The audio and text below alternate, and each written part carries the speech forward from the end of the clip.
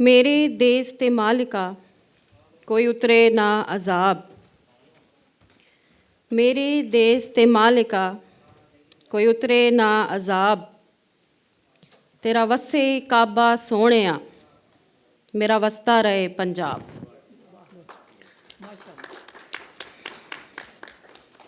पंजाब पंजाबी ते पंजाबीयत नाल मोह प्यार रखन वाले सारे जियां नूं मेरा सलाम। मैं रेशम जमील पॉल हाँ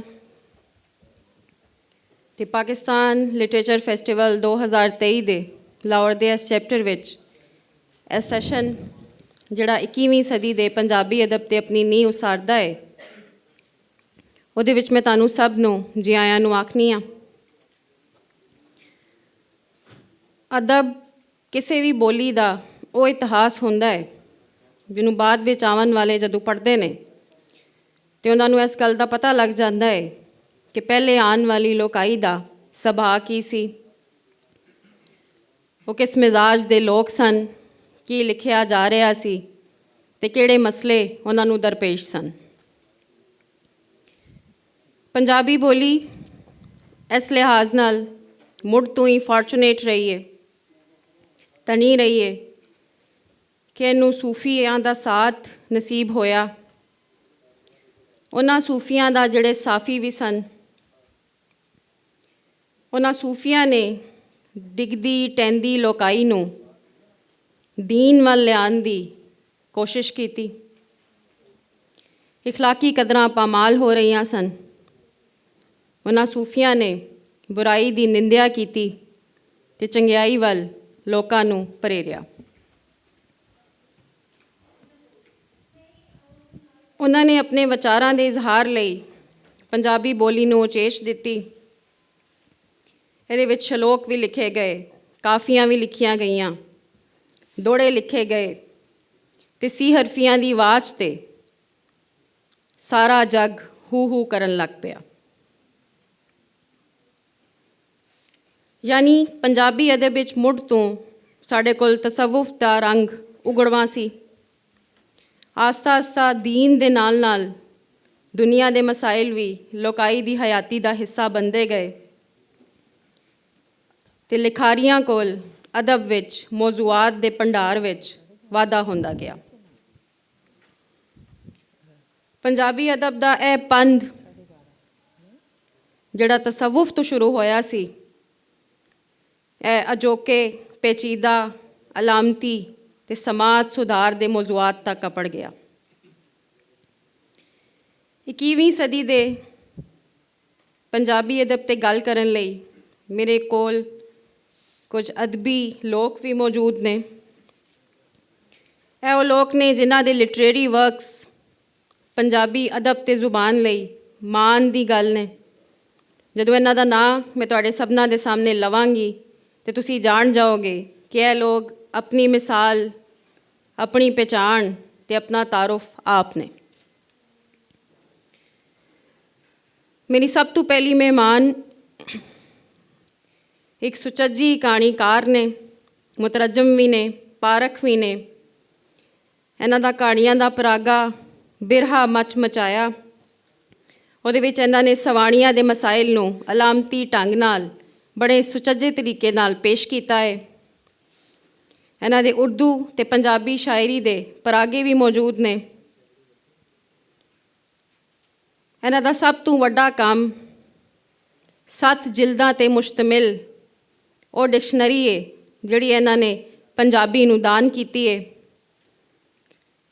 भरपूर इस्तकबाल करो Punjab institute of language, art and culture दी director general doctor Sughra Sadaf होरां दा।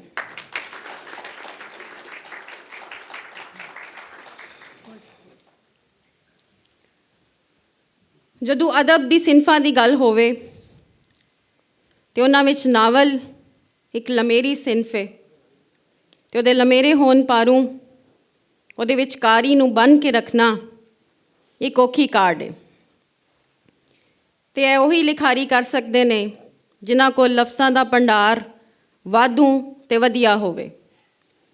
मेरे नाल एक ऐसी शख्सियत मौजूद ने ਜਿਨ੍ਹਾਂ ਨੇ ਪੰਜਾਬੀ ਜ਼ੁਬਾਨੋ ਅਦਬ ਨੂੰ ਕਹਾਣੀਆਂ ਦੇ ਦੋ ਪਰਾਗੇ 50 ਵਰਿਆਂ ਦੀ ਉਦਾਸੀ ਤੇ ਹਿਜਰ ਤੇ ਰਾਜੇ ਪਾਣੀ ਮੰਗੇ ਤੂੰ ਅੱਡ ਸੋਹਣੇ ਨਾਵਲ ਵੀ ਦਾਨ ਕੀਤੇ। ਇਹਨਾਂ ਦੇ ਨਾਵਲਾਂ ਵਿੱਚ ਕਿੱਸਾ ਆਸ਼ਕਾਂ, ਇਸ਼ਕ ਲਤਾੜੇ ਆਦਮੀ, ਤੱਸੀ ਧਰਤੀ, ਕਹਾਣੀ ਇੱਕ ਮਾਂ ਦੀ ਤੇ ਗਲੀਚਾ ਉੰਨਣ ਵਾਲੀ ਜਿਹੇ ਸੋਹਣੇ ਨਾਵਲ ਮੌਜੂਦ ਨੇ। ਇਹਨਾਂ ਦੇ ਨਾਵਲਸ ਤੇ ਇਹਨਾਂ ਨੂੰ ਮੁਲਕੀ ਤੇ ਆਲਮੀ ਸਤ੍ਹਾ ਤੇ ਕਈ ਅਵਾਰਡਸ ਵੀ ਮਿਲ ਚੁੱਕੇ ਨੇ। Lahore university of management sciences also known as LUMS ਵਿੱਚ ਅੱਜ ਕੱਲ੍ਹ ਤਦਰੀਸੀ ਸੇਵਾ ਕਰ ਰਹੇ ਨੇ। ਪਰਮਾ ਇਸਤਕਬਾਲ ਕਰੋ ਜ਼ਾਹਿਦ ਹਸਨ ਸਾਹਿਬ ਦਾ।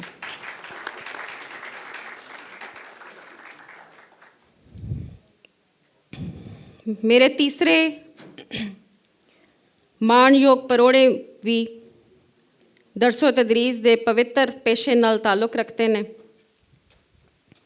ਇਹਨਾਂ ਦੇ ਕ੍ਰੈਡਿਟ ਤੇ ਕਹਾਣੀਆਂ ਦੇ 5 ਪਰਾਗੇ ਨੇ, ਮੁਤਰਜਮ ਵੀ ਨੇ, ਪਾਰਖ ਵੀ ਨੇ, ਨਾਵਲ ਵੀ ਇਹਨਾਂ ਦੇ ਕ੍ਰੈਡਿਟ 'ਤੇ ਵੇ। ਇਹਨਾਂ ਨੇ ਨਾਵਲ ਦੇ ਖੇਤਰ ਨੂੰ ਵੀ ਸਖਣਾ ਨਹੀਂ ਛੱਡਿਆ। ਇਹਨਾਂ ਦਾ ਪੰਜਾਬੀ ਲਸਾਨੀਆਤ ਦੇ ਹਵਾਲੇ ਨਾਲ ਕੰਮ ਪੰਜਾਬੀ ਗ੍ਰਾਮਰ ਤਾਲਬ ਇਲਮਾਂ ਲਈ ਯਕੀਨਨ ਇੱਕ ਚੰਗੀ ਏਡ ਹੈ। ਇਹਨਾਂ ਨੇ ਅੰਗਰੇਜ਼ੀ ਕਿਵੇਂ ਲਿਖੀ ਹੈ ਦੇ ਨਾਂ ਤੋਂ ਇੱਕ ਕਿਤਾਬ, ਜਿਸ ਤਰ੍ਹਾਂ ਇਹ ਆਪਣੇ ਨਾਂ ਤੋਂ ਹੀ ਜ਼ਾਹਿਰ ਹੋ ਰਹੀ ਹੈ ਕਿ ਅੰਗਰੇਜ਼ੀ ਸਿੱਖਣ ਅਤੇ ਪੜ੍ਹਨ ਵਾਲੇ ਲੋਕਾਂ ਲਈ ਇੱਕ ਮਦਦਗਾਰ ਕਿਤਾਬ ਇਹਨਾਂ ਨੇ ਲਿਖੀ। ਇਸਤਕਬਾਲ ਕਰੋ ਪੰਜਾਬ ਯੂਨੀਵਰਸਿਟੀ ਲਾਹੌਰ ਤੋਂ ਪ੍ਰੋਫੈਸਰ ਡਾਕਟਰ ਕਰਾਮਤ ਮੁਗਲ ਹੋਰਾਂ ਦਾ।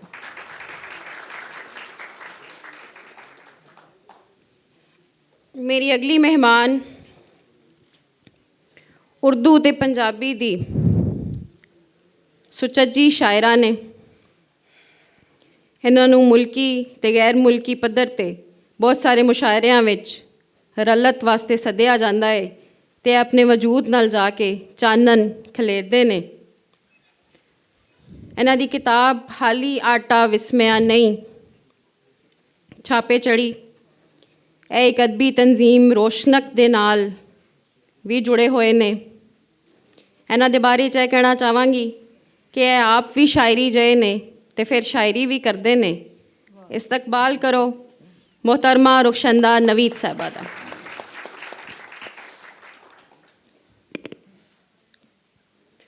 ਇਸ ਲੜੀ ਦੇ ਮੇਰੇ ਆਖਰੀ ਮਹਿਮਾਨ ਨੌਜਵਾਨ ਨਸਲ ਦੇ ਨੁਮਾਇੰਦਾ ਲਿਖਾਰੀ ਨੇ, ਕਹਾਣੀਕਾਰ ਵੀ ਨੇ, ਸ਼ਾਇਰ ਵੀ ਨੇ। ਇਹਨਾਂ ਦਾ ਤਾਲੁਕ ਸਿਆਲਕੋਟ ਦੀ ਜ਼ਰਖੇਜ਼ ਧਰਤੀ ਨਾਲ ਹੈ। ਪੰਜਾਬੀ ਸੰਗਤ ਪਾਕਿਸਤਾਨ ਦੇ ਮੌਜੂਦਾ ਸੈਕਟਰੀ ਨੇ। ਰੇਡੀਓ, ਟੀਵੀ ਅਤੇ ਫਿਲਮ ਇਹਨਾਂ ਦਾ ਖਾਸ ਮੈਦਾਨ ਹੈ। ਇਹਨਾਂ ਦੀ ਕਹਾਣੀ ਨੂੰ ਚੜ੍ਹਦੇ ਪੰਜਾਬ ਵੱਲੋਂ ਸਾਲ ਦੀ ਬਿਹਤਰੀਨ ਕਹਾਣੀ ਉੱਤੇ ਉਤਾਰ ਜੰਡਿਆਲਵੀ ਅਵਾਰਡ ਅਤੇ ਅਰਮਿਲਾ ਆਨੰਦ ਅਵਾਰਡ ਨਾਲ ਨਵਾਜ਼ਿਆ ਗਿਆ। Put your hands together for Ali Usman Bajwa.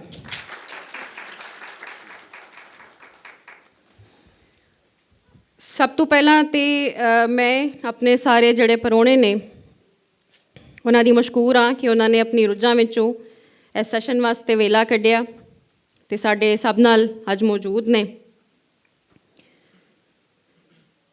ਅਦਬ ਨੂੰ ਕੁਝ ਚਿਰ ਦੇ ਇੱਕ ਸੈਸ਼ਨ ਵਿੱਚ ਲੈ ਕੇ ਚੱਲਣਾ ਇੱਕ ਔਖੀ ਕਾਢ ਹੈ, ਕਿਉਂਕਿ ਅਦਬ ਇੱਕ ਵਸੀਹ ਚੀਜ਼ ਹੈ। ਲੇਕਿਨ ਅਸੀਂ ਕੋਸ਼ਿਸ਼ ਕਰਾਂਗੇ ਕਿ ਅਦਬ ਦੇ ਸਾਰੇ ਜੌਨਰਾਜ਼ ਨੂੰ, ਸੋਹਣੇ ਸਿਨਫਾਂ ਨੂੰ ਅਸੀਂ ਲੈ ਕੇ ਨਾਲ ਚੱਲੀਏ। ਸਭ ਤੋਂ ਪਹਿਲੇ ਮੈਂ ਜ਼ਾਹਿਦ ਹਸਨ ਸਾਹਿਬ ਤੁਹਾਡੇ ਕੋਲੋਂ ਸਵਾਲ ਕਰਨਾ ਚਾਹਾਂਗੀ ਕਿ ਤੁਸੀਂ ਮਾਸ਼ਾਅੱਲਾ ਬਹੁਤ ਸਾਰੇ ਨਾਵਲ ਲਿਖੇ ਅਤੇ ਤੁਸੀਂ ਜਿਹੜਾ ਅੱਜ ਦਾ ਪੰਜਾਬੀ ਨਾਵਲ ਹੈ ਉਹਨੂੰ ਤੁਸੀਂ ਕਿਸ ਤਰ੍ਹਾਂ ਦੇਖਦੇ ਹੋ, ਅਤੇ ਜਿਹੜੇ ਪੰਜਾਬੀ ਨਾਵਲਿਸਟ ਨਾਵਲ ਲਿਖ ਰਹੇ ਨੇ ਉਹਨਾਂ ਦਾ ਕਿਰਦਾਰ ਪੰਜਾਬੀ ਜ਼ੁਬਾਨੋ ਅਦਬ ਦੀ ਤਰਵੀਜ ਲਈ ਉਹਦੇ 'ਤੇ ਆਪਣੇ ਵਿਚਾਰ ਸਾਂਝੇ ਕਰੋ। ਜੀ ਬਹੁਤ ਸ਼ੁਕਰੀਆ ਰੇਸ਼ਮ। ਔਰ ਹਮੇਸ਼ਾ ਇਸ ਤਰ੍ਹਾਂ ਹੁੰਦਾ ਹੈ ਕਿ ਥੋੜ੍ਹਾ ਜਿਹਾ ਲੇਟ ਹੋ ਜਾਈਦਾ ਹੈ, ਹਰ ਪ੍ਰੋਗਰਾਮ ਵਿੱਚ ਹੀ ਹੁੰਦਾ ਹੈ, ਲੇਕਿਨ ਅੱਜ ਵੀ ਟਾਈਮ ਤਾਂ ਸਾਡੇ ਕੋਲ ਥੋੜ੍ਹਾ ਜਿਹਾ ਘੱਟ ਹੋਏਗਾ। ਲੇਕਿਨ ਦੋ ਗੱਲਾਂ ਤੋਂ ਮੈਂ ਸ਼ੁਰੂਆਤ ਕਰਾਂਗਾ ਇਸ ਅੱਜ ਦੇ ਪ੍ਰੋਗਰਾਮ ਦੀ। ਇੱਕ ਤਾਂ ਮੇਰਾ ਖਿਆਲ ਹੈ ਸਾਨੂੰ ਸ਼ੁਕਰੀਆ ਅਦਾ ਕਰਨਾ ਚਾਹੀਦਾ ਹੈ ਇਸ ਜਿਹੜਾ ਕਾਨਫਰੰਸ ਹੈ ਇਹਦੇ ਮੁੰਤਜ਼ਮ ਨੇ ਜਨਾਬ ਅਹਿਮਦ ਸ਼ਾਹ ਸਾਹਿਬ ਕਿ ਉਹਨਾਂ ਨੇ ਸਾਡੇ 4-5 ਸੈਸ਼ਨ ਜਿਹੜੇ ਨੇ ਪੰਜਾਬੀ ਦੇ ਇਹਦੇ 'ਚ ਰੱਖੇ। ਅਗਰਚੇ ਲਾਹੌਰ ਵਿੱਚ ਰਹਿੰਦੇ ਹੋਇਆ ਕੋਈ ਜ਼ਰੂਰਤ ਨਹੀਂ, ਲੇਕਿਨ ਜ਼ਰੂਰੀ ਹੁੰਦਾ ਹੈ ਕਿ ਇੱਕ ਇੰਟਰਨੈਸ਼ਨਲ ਸਤਹ ਦੀ ਜਦੋਂ ਕਾਨਫਰੰਸ ਹੋ ਰਹੀ ਹੋਵੇ ਤਾਂ ਉਹਦੇ 'ਚ ਵੇਖਣਾ ਚਾਹੀਦਾ ਹੈ ਕਿ ਤੁਹਾਡੇ ਨਜ਼ਦੀਕ ਜਿਹੜੀ ਹੈ ਤੁਹਾਡੀ ਆਪਣੀ ਜਿਹੜੀ ਕੌਮੀ ਜ਼ਬਾਨ ਹੈ, ਜਿਹੜੀ ਸਭ ਤੋਂ ਜ਼ਿਆਦਾ ਲੋਕ ਬੋਲਣ ਵਾਲੇ ਨੇ, ਉਹਦੀ ਅਹਿਮੀਅਤ ਕੀ ਹੈ। ਦੂਸਰੀ ਗੱਲ ਮੈਂ ਕਰਨਾ ਚਾਹੁੰਦਾ ਕਿ ਚूँकि ਕੁਛ ਬੱਚੇ ਮੌਜੂਦ ਨੇ, ਕੁਛ ਸੀਨੀਅਰਸ ਮੌਜੂਦ ਨੇ, ਅਤੇ ਖ਼ਾਸ ਤੌਰ 'ਤੇ ਮੈਂ ਇਹ ਗੱਲ ਕਰਾਂਗਾ ਬੱਚਿਆਂ ਲਈ ਕਿ ਸਾਨੂੰ ਮਤਲਬ ਇਹ ਹਮੇਸ਼ਾ ਪ੍ਰਾਊਡ ਕਰਨਾ ਚਾਹੀਦਾ, ਫਖਰ ਕਰਨਾ ਚਾਹੀਦਾ ਹੈ ਕਿ ਅਸੀਂ ਪੰਜਾਬ ਵਰਗੀ ਇੱਕ ਜ਼ਰਖੇਜ਼ ਔਰ ਉੱਚੀ ਸੁੱਚੀ ਧਰਤੀ ਦੇ ਨਾਲ ਤਾਲੁਕ ਰੱਖਦੇ ਹਾਂ, ਜਿਹਦਾ ਕਲਚਰ ਬਹੁਤ ਇੱਕ ਵਸੀਹ ਹੈ, ਜਿਹਦੀ ਤਹਿਜ਼ੀਬ ਬਹੁਤ ਵਸੀਹ ਹੈ। ਔਰ ਅਗਰਚੇ ਇਹ ਹਮੇਸ਼ਾ ਰਿਹਾ ਹੈ ਕਿ ਸਾਡੇ ਨਾਲ ਕਿ 76 ਸਾਲ ਹੋ ਗਏ ਨੇ ਪਾਕਿਸਤਾਨ ਬਣੇ ਨੂੰ, ਲੇਕਿਨ ਉਨੀ ਅਹਿਮੀਅਤ ਅਸੀਂ ਪੰਜਾਬੀ ਜ਼ਬਾਨ ਨੂੰ ਜਾਂ ਪੰਜਾਬੀ ਕਲਚਰ ਨੂੰ ਨਹੀਂ ਦਿੱਤੀ ਜਿਤਨੀ ਦੇਣੀ ਚਾਹੀਦੀ ਸੀ। ਇਸ ਦੇ ਬਾਵਜੂਦ ਸਾਡਾ ਜਿਹੜਾ ਨਾਵਲ ਹੈ ਉਹਦਾ ਸਫ਼ਰ ਵੀ, ਕਿਉਂਕਿ ਅਸੀਂ ਹਿਸਟਰੀ ਨਹੀਂ ਇਤਨੀ ਪੜ੍ਹਦੇ ਪੰਜਾਬੀ ਦੇ ਹਵਾਲੇ ਨਾਲ, ਜ਼ਬਾਨ ਦੇ ਹਵਾਲੇ ਨਾਲ ਜਾਂ ਲਿਟਰੇਚਰ ਦੇ ਹਵਾਲੇ ਨਾਲ, ਅਤੇ ਅਸੀਂ ਸਮਝਦੇ ਹਾਂ ਕਿ ਸ਼ਾਇਦ ਪੰਜਾਬੀ 'ਚ ਕੁਛ ਨਹੀਂ ਹੋਇਆ। ਇਹ ਭੁੱਲ ਬਿਲਕੁਲ ਜ਼ਿਹਨ 'ਚੋਂ ਸਾਨੂੰ ਕੱਢ ਦੇਣੀ ਚਾਹੀਦੀ ਹੈ ਕਿ ਅਗਰ ਪੰਜਾਬੀ ਜ਼ਬਾਨ ਰਿਚ ਹੈ ਔਰ ਉਹਦਾ ਕਲਚਰ ਰਿਚ ਹੈ, ਤਾਂ ਇਹਦਾ ਮਤਲਬ ਇਹ ਹੈ ਕਿ ਉਹਦੇ ਨਾਲ ਉਹਦੀ ਤਹਿਜ਼ੀਬ, ਉਹਦਾ ਵਸੇਬ, ਉਹਦੀ ਬੋਲੀ, ਸਾਰਾ ਕੁਛ ਜੁੜਿਆ ਹੋਇਆ। ਸੋ ਤਕਰੀਬਨ 1882 ਦੇ ਨੇੜੇ ਤੇੜੇ ਪੰਜਾਬੀ ਜਿਹੜਾ ਹੈ ਪਹਿਲਾ ਨਾਵਲ, ਉਹ ਟਰਾਂਸਲੇਸ਼ਨ ਸੀ ਜਾਂ ਜਿਸ ਤਰ੍ਹਾਂ ਵੀ ਉਹ ਲਿਖਿਆ ਗਿਆ ਜੋਤਰਦੀ ਦੇ ਨਾਲ। ਲੇਕਿਨ ਜਦੋਂ ਪਾਰਟੀਸ਼ਨ ਹੋਈ ਉਸ ਤੋਂ ਬਾਅਦ, ਕਿਉਂਕਿ ਸਾਡੀਆਂ ਅਹਿਮੀਅਤ ਔਰ ਸਾਡੀ ਉਹ ਬਦਲਦੀਆਂ ਗਈਆਂ, ਅਸੀਂ ਜਿਤਨਾ ਆਪਣੀ ਮਾਂ ਬੋਲੀ ਨੂੰ ਅਹਿਮੀਅਤ ਦੇਣੀ ਚਾਹੀਦੀ ਸੀ ਉਹ ਨਹੀਂ ਦਿੱਤੀ। ਇਸ ਦੇ ਬਾਵਜੂਦ ਪਿਛਲੇ ਖਾਸ ਤੌਰ 'ਤੇ 2-3 ਦਹਾਕਿਆਂ 'ਚ ਪੰਜਾਬੀ ਨਾਵਲ ਨੇ ਬਹੁਤ ਲੰਮਾ ਔਰ ਬਹੁਤ ਅਹਿਮ ਸਫ਼ਰ ਕੀਤਾ ਹੈਗਾ। ਇਹ ਨਹੀਂ ਕਿ ਉਸ ਤੋਂ ਪਹਿਲੇ ਨਹੀਂ ਹੋਇਆ ਸੀ, ਲੇਕਿਨ ਇਹ ਹੈ ਕਿ ਯਾਨੀ ਜੋਸ਼ਵਾ ਫਜ਼ਲੁਦੀਨ ਤੋਂ ਅਗਰ ਅਸੀਂ ਸ਼ੁਰੂ ਕਰ ਦਈਏ, ਅਤੇ ਉਹਨਾਂ ਨੂੰ ਵੀ ਕਿਹਾ ਗਿਆ ਸੀ ਕਿ ਤੁਹਾਡੇ ਕੋਲ ਇੰਨੀ ਵੱਡੀ ਜ਼ਬਾਨ ਹੈ, ਇੰਨਾ ਵੱਡਾ ਰਿਚ ਕਲਚਰ ਰੱਖਣ ਵਾਲੀ ਜ਼ਬਾਨ ਮੌਜੂਦ ਹੈ, ਅਤੇ ਤੁਸੀਂ ਇਹਦੇ 'ਚ ਲਿਖ ਕੀ ਰਹੇ ਹੋ ਜਾਂ ਕਰ ਕੀ ਰਹੇ ਹੋ। ਅਤੇ ਫਿਰ ਉਹਨਾਂ ਨੇ 4 ਬਿਹਤਰੀਨ ਕਿਸਮ ਦੇ ਨਾਵਲ ਲਿਖੇ, ਕਹਾਣੀਆਂ ਦੇ ਵੀ ਪਰਾਗੇ ਲਿਖੇ। ਸੋ ਇਹ ਸਫ਼ਰ ਉੱਥੋਂ ਸ਼ੁਰੂ ਹੋਇਆ ਔਰ ਉਹ ਚੱਲਦਾ ਚੱਲਦਾ ਜਿਹੜਾ ਅੱਜ ਤੱਕ ਸਾਡੇ ਤੱਕ ਪਹੁੰਚਦਿਆਂ ਉਹਦੇ ਨਾਲ ਬੇਸ਼ੁਮਾਰ ਚੀਜ਼ਾਂ ਨੇ। ਮੈਂ ਜਿਸ ਤਰ੍ਹਾਂ ਕਿਹਾ ਕਿ 1960 ਤੋਂ ਲੈ ਕੇ 70-80 ਤੱਕ ਦੇ ਦਹਾਕੇ ਦੇ ਵਿੱਚ ਅਤੇ ਸੂਰਤ ਹਾਲ ਇਹ ਸੀ ਕਿ ਸਾਡੇ ਆਪਣੇ ਮੁਲਕ ਦੇ ਵਿੱਚ, ਸਾਡੀ ਇਸ ਧਰਤੀ 'ਤੇ ਪੰਜਾਬੀ ਬੋਲਣ ਲਿਖਣ ਮਨ੍ਹਾ ਕੀਤਾ ਜਾਂਦਾ ਸੀ। ਈਵਨ ਇਹ ਕਿਹਾ ਜਾਂਦਾ ਸੀ ਕਿ ਜੀ ਇਹ ਜਿਹੜੇ ਲੋਕ ਨੇ ਸ਼ਾਇਦ ਇਹ ਕੋਈ ਇਸ ਧਰਤੀ ਦੇ, ਇਸ ਜ਼ਮੀਨ ਦੇ ਹੀ ਲੋਕ ਨੇ। ਲੇਕਿਨ ਉਸ ਦੇ ਬਾਵਜੂਦ ਉਸ ਜ਼ਮਾਨੇ 'ਚ ਵੀ ਅਸੀਂ ਵੇਖਦੇ ਹਾਂ ਕਿ ਮਰਦਾਂ ਦੇ ਨਾਲ ਨਾਲ ਔਰਤਾਂ ਵੀ ਬਹੁਤ ਅਹਿਮ ਫਿਕਸ਼ਨ ਜਿਹੜਾ ਹੈ ਉਹ ਤਖਲੀਕ ਕਰਦੀਆਂ ਰਹੀਆਂ। ਸਾਨੂੰ ਪੁਰਾਣਾ ਅਗਰ ਨਾਵਲ 'ਤੇ ਮੈਂ ਗੱਲ ਕਰਾਂ ਅਤੇ ਇੱਕ ਨਾਮ ਮਿਲਦਾ ਰਜ਼ੀਆ ਨੂਰ ਮੁਹੰਮਦ ਦਾ, ਜਿਨ੍ਹਾਂ ਦਾ ਉਸ ਜ਼ਮਾਨੇ 'ਚ ਇੱਕ ਨਾਵਲ ਛਪਿਆ ਸੀ ਬਲਦੇ ਦੀਵੇ ਦੇ ਨਾਂ ਤੋਂ। ਫਿਰ ਇੱਕ ਨਾਵਲ ਦੀ ਸਾਡੇ ਦੀ ਰੀਤ ਇੱਕ ਨਵੀਂ ਸ਼ੁਰੂ ਹੋਈ, ਕਹਿਣਾ ਚਾਹੀਦਾ ਕਿ ਇੱਕ ਮਾਡਰਨ ਜਿਹੜੀ ਇੱਕ ਸੈਂਸ ਹੈ ਉਹਦੇ 'ਚ ਸ਼ਾਮਿਲ ਹੋਈ। ਔਰ ਉਹ ਆਮ ਤੌਰ 'ਤੇ, ਔਰ ਮੇਰਾ ਖਿਆਲ ਹੈ ਕਿ ਉਹ ਗੱਲ ਸਹੀ ਵੀ ਕੀਤੀ ਜਾਂਦੀ ਹੈ ਕਿ ਅਫਜ਼ਲ ਅਹਿਸਨ ਰੰਧਾਵਾ ਸਾਹਿਬ ਦਾ ਜਿਹੜਾ ਨਾਵਲ ਹੈ, ਐਗਜ਼ੈਕਟ ਮੈਨੂੰ ਯਾਦ ਨਹੀਂ, 68 'ਚ ਜਾਂ ਇਸ ਜ਼ਮਾਨੇ 'ਚ ਕਿਤੇ ਛਪਿਆ, ਪੰਜਾਬੀ ਅਦਬ ਵਿੱਚ ਸ਼ੁਰੂ ਹੋਇਆ 62 'ਚ, ਅਤੇ ਪਹਿਲੇ ਉਹ ਪੰਜਾਬੀ ਅਦਬ ਵਿੱਚ ਪੂਰਾ ਛਪਿਆ ਔਰ ਉਸ ਤੋਂ ਬਾਅਦ ਉਹਨੂੰ ਕਿਤਾਬੀ ਸੂਰਤ ਵਿੱਚ ਛਾਪਿਆ ਗਿਆ। ਫਿਰ ਰੰਧਾਵਾ ਸਾਹਿਬ ਨੇ ਹੋਰ ਵੀ ਨਾਵਲ ਲਿਖੇ। ਇਸ ਤਰ੍ਹਾਂ ਇੱਕ ਕਹਿਣਾ ਚਾਹੀਦਾ ਕਿ ਨੀਂਹ ਪੱਥਰ ਰੱਖ ਦਿੱਤਾ ਗਿਆ। ਔਰ ਉਸ ਤੋਂ ਬਾਅਦ ਸਾਡੇ ਬਹੁਤ ਅਹਿਮ ਨਾਵਲ ਨਿਗਾਰ ਜਿਹੜੇ ਨੇ, ਉਹਨਾਂ 'ਚ ਖਵਾਤੀਨ ਵੀ, ਮੈਂ ਜਿਵੇਂ ਕਿਹਾ ਕਿ ਕੈਕਸ਼ਾ ਮਲਕ ਆਈਆਂ, ਫਰਖੰਦਾ ਲੋਧੀ ਅਗਰਚੇ ਕਹਾਣੀਆਂ ਪਹਿਲੇ ਲਿਖ ਰਹੇ ਸਨ, ਲੇਕਿਨ ਉਸ ਤੋਂ ਬਾਅਦ ਉਹਨਾਂ ਨੇ ਨਾਵਲ ਲਿਖਿਆ। ਇਸੇ ਤਰ੍ਹਾਂ ਰਿਫਤ ਇੱਕ ਨੋਨ ਕਹਾਣੀਕਾਰ ਸਨ, ਉਸ ਤੋਂ ਬਾਅਦ ਉਹਨਾਂ ਨੇ ਨਾਵਲ ਵੀ ਲਿਖੇ। ਜੀ ਬਿਲਕੁਲ। ਔਰ ਮੈਂ ਸਿਰਫ ਮਤਲਬ ਕਿ ਖਵਾਤੀਨ ਦਾ ਜਿਹੜਾ ਕੰਮ ਹੈ ਉਹਨੂੰ ਖ਼ਤਮ ਕਰਕੇ ਅਤੇ ਫਿਰ ਮੈਂ ਆਉਂਦਾ ਕਿ ਜਿਹੜਾ ਨਵਾਂ ਨਾਵਲ ਹੈ, ਫਿਰ ਸਾਡੇ ਕੋਲ ਯਾਨੀ ਹੁਣੇ ਬਹੁਤ ਅਹਿਮ ਇੱਕ ਰਾਈਟਰ ਆਈਆਂ ਨੇ, ਫੌਜ਼ੀਆ ਰਫੀਕ, ਜਿਨ੍ਹਾਂ ਦੇ 2 ਨਾਵਲ ਔਰ ਦੋਨੋਂ ਹੀ ਬਹੁਤ ਅਹਿਮ, ਯਾਨੀ ਸਕੀਨਾ ਵੀ ਔਰ ਉਸ ਤੋਂ ਬਾਅਦ ਇੱਕ ਆਇਆ ਕੀੜੂ। ਸੋ ਇੱਕ ਸਫ਼ਰ ਹੈ ਅਜ਼ਰਾ ਵਕਾਰ ਦਾ, ਬਾਗਾਂ ਵਾਲੇ ਰਾਹ, ਔਰ ਫਿਰ ਇੱਕ ਨਸਰੀਨ ਭੱਟੀ ਖਾਤੂਨ ਸਨ ਜਿਨ੍ਹਾਂ ਦੀ ਇੱਕ ਨਾਵਲ ਗੁੰਝਲ ਵੀ ਛਪਿਆ। ਹੋਰ ਬੇਸ਼ੁਮਾਰ ਲੋਕਾਂ ਨੇ ਲਿਖਿਆ। ਅਗਰ ਚूँकि ਗੁਫ਼ਤਗੂ ਜ਼ਰਾ ਮੈਂ ਜਲਦੀ ਸਮੇਟਣੀ ਹੈ ਅਤੇ ਕੁਛ ਨਾ ਰਹਿ ਜਾਣ, ਤਾਂ ਇਹਦਾ ਮਤਲਬ ਇਹ ਨਹੀਂ ਕਿ ਜੀ ਉਹ ਮੈਂ ਮਤਲਬ ਕਿ ਸ਼ੌਰੀ ਤੌਰ 'ਤੇ, ਲੇਕਿਨ ਅਸਲ ਗੱਲ ਇਹ ਹੈ ਕਿ ਰੰਧਾਵਾ ਸਾਹਿਬ ਦਾ ਮੈਂ ਨਾਂ ਲਿਆ, ਔਰ ਰੰਧਾਵਾ ਸਾਹਿਬ ਨੇ ਉਸ ਜ਼ਮਾਨੇ 'ਚ ਚੈਨਵਾ ਅਚੇਬੇ ਦੇ ਨਾਵਲ ਥਿੰਗਸ ਫਾਲ ਅਪਾਰਟਸ ਦਾ ਟੁੱਟ ਭੱਜ ਦੇ ਨਾਂ ਤੋਂ, ਔਰ ਇਸੇ ਤਰ੍ਹਾਂ ਮਾਰਕੇਜ਼ ਦੇ ਨਾਵਲਟਿਕ ਦਾ ਪਹਿਲੋਂ ਦੱਸ ਦਿੱਤੀ ਗਈ ਮੌਤ ਦਾ ਰੋਜ਼ਨਾਮਚਾ, ਔਰ ਫਿਰ ਮਿਰਜ਼ਾ ਸਾਹਿਬ ਨੇ ਕੁਝ ਡਰਾਮਿਆਂ ਦੇ ਔਰ ਕੁਝ ਨਾਵਲਾਂ ਦੇ ਔਰ ਗਾਰਸ਼ੀਆ ਲੋਰਕਾ ਦੇ ਟਰਾਂਸਲੇਸ਼ਨ ਉਸ ਜ਼ਮਾਨੇ 'ਚ ਕੀਤੇ ਜਦੋਂ ਹਾਲੇ ਤੱਕ ਉਰਦੂ ਵਿੱਚ ਵੀ ਟਰਾਂਸਲੇਸ਼ਨ ਇਸ ਸਾਡੇ ਨਹੀਂ ਹੋਏ ਸਨ। ਸੋ ਮਤਲਬ ਹੈ ਕਿ ਮੈਂ ਆਪਣੀ ਪਹਿਲੇ ਫੇਜ਼ ਦੀ ਜਿਹੜੀ ਗੱਲ ਹੈ ਉਹ ਇੱਥੇ ਮੁਕਾਵਾਂਗਾ ਕਿ ਪੰਜਾਬੀ ਫਿਕਸ਼ਨ ਦਾ, ਜਿਹਦੇ 'ਚ ਕਿ ਨਾਵਲ ਹੈ ਸ਼ਾਮਿਲ, ਜਿਹਦੇ 'ਚ ਕਿ ਕਹਾਣੀ ਸ਼ਾਮਿਲ ਹੈ, ਜਿਹਦੇ 'ਚ ਕਿ ਡਰਾਮਾ ਸ਼ਾਮਿਲ ਹੈ, ਉਹ ਦਾ ਸਫ਼ਰ ਬਹੁਤ ਲੰਮਾ ਹੈ ਔਰ ਓਨਾ ਹੀ ਸਫ਼ਰ ਹੈ ਜਦੋਂ ਤੋਂ ਪਾਕਿਸਤਾਨ ਬਣਿਆ, ਔਰ ਓਨਾ ਹੀ ਰਿਚ ਹੈ ਜਿਤਨੀ ਇਹਦੀ ਤਹਿਜ਼ੀਬ ਰਿਚ। ਉਹਦੀ ਵਜ੍ਹਾ ਹੈ ਕਿ ਜਿਤਨਾ ਰਿਚ ਕਲਚਰ ਹੋਏਗਾ ਔਰ ਉਹਦੀ ਜ਼ਬਾਨ ਦੇ ਵਿੱਚ ਜਿਤਨੀ ਯਾਨੀ ਕਿ ਪਹਿਲੂ ਹੋਣਗੇ ਉਹ ਸਾਰੇ ਤੁਹਾਡੀ ਫਿਕਸ਼ਨ ਵਿੱਚ ਆ ਜਾਣਗੇ। ਔਰ ਫਿਕਸ਼ਨ ਬਿਹਤਰੀਨ ਔਰ ਮੌਸਰ ਜ਼ਰੀਆ ਹੁੰਦਾ ਹੈ ਦੁਨੀਆ 'ਚ ਤੁਹਾਡੇ ਕਲਚਰ ਨੂੰ ਔਰ ਤੁਹਾਡੀ ਜ਼ਬਾਨ ਨੂੰ ਦੁਨੀਆ ਨੂੰ ਦਿਖਾਉਣ ਦਾ ਔਰ ਦੁਨੀਆ ਤੱਕ ਅਪਣਾਉਣ ਦਾ। ਬਿਲਕੁਲ ਬਿਲਕੁਲ ਸਰ, ਤੁਸੀਂ ਬਿਲਕੁਲ ਠੀਕ ਕਿਹਾ, ਕਿਉਂਕਿ ਇਹ ਅਦਬ ਹੀ ਹੁੰਦਾ ਹੈ ਜਿਹੜਾ ਸਾਨੂੰ ਡਿਫਰੈਂਟ ਜਿਹੜੇ ਕਲਚਰਸ ਹੁੰਦੇ ਨੇ ਉਹਨਾਂ ਦੇ ਨਾਲ ਜੋੜਨ ਦੀ ਇੱਕ ਰਾਹ ਹੁੰਦੀ। ਪ੍ਰੋਫੈਸਰ ਡਾਕਟਰ ਕਰਾਮਤ ਮੁਗਲ ਸਾਹਿਬ, ਤੁਹਾਡੇ ਕੋਲੋਂ ਮੈਂ, ਕਿਉਂਕਿ ਤੁਹਾਡਾ ਕੰਮ ਜਿਹੜਾ ਹੈ ਉਹ ਪੰਜਾਬੀ ਕਹਾਣੀ 'ਤੇ ਸੀ ਅਤੇ ਤੁਸੀਂ ਪੰਜਾਬੀ ਕਹਾਣੀ ਦੇ ਸਫ਼ਰ 'ਤੇ ਜਿਹੜਾ ਹੈ ਤੁਹਾਡਾ ਮਕਾਲਾ ਵੀ ਹੈ, ਅਤੇ ਮੈਂ ਤੁਹਾਡੇ ਕੋਲ ਪੁੱਛਣਾ ਚਾਹਾਂਗੀ ਕਿ ਜਿਹੜਾ ਪੰਜਾਬੀ ਕਹਾਣੀ ਦਾ ਸਫ਼ਰ ਹੈ ਮੁੱਢ ਤੋਂ ਅੱਜ ਤੱਕ, ਉਹਦੇ ਬਾਰੇ ਤੁਸੀਂ ਆਪਣੇ ਵਿਚਾਰ ਸਾਡੇ ਸਭ ਦੇ ਨਾਲ ਸਾਂਝੇ ਕਰੋ। ਪੰਜਾਬੀ ਕਹਾਣੀ ਜਿਹੜੀ ਸ਼ੁਰੂ ਹੁੰਦੀ ਹੈ ਉਹ 19ਵੀਂ ਸਦੀ ਦੇ ਅਖੀਰ ਅਤੇ 20ਵੀਂ ਸਦੀ ਦਾ ਮੁੱਢ ਜਿਹੜਾ ਹੈ ਕਮਲਾ ਸਿੰਘ ਅਕਾਲੀ ਨੂੰ ਪਹਿਲਾ ਕਹਾਣੀਕਾਰ ਮਿਥਿਆ ਜਾਂਦਾ ਹੈ।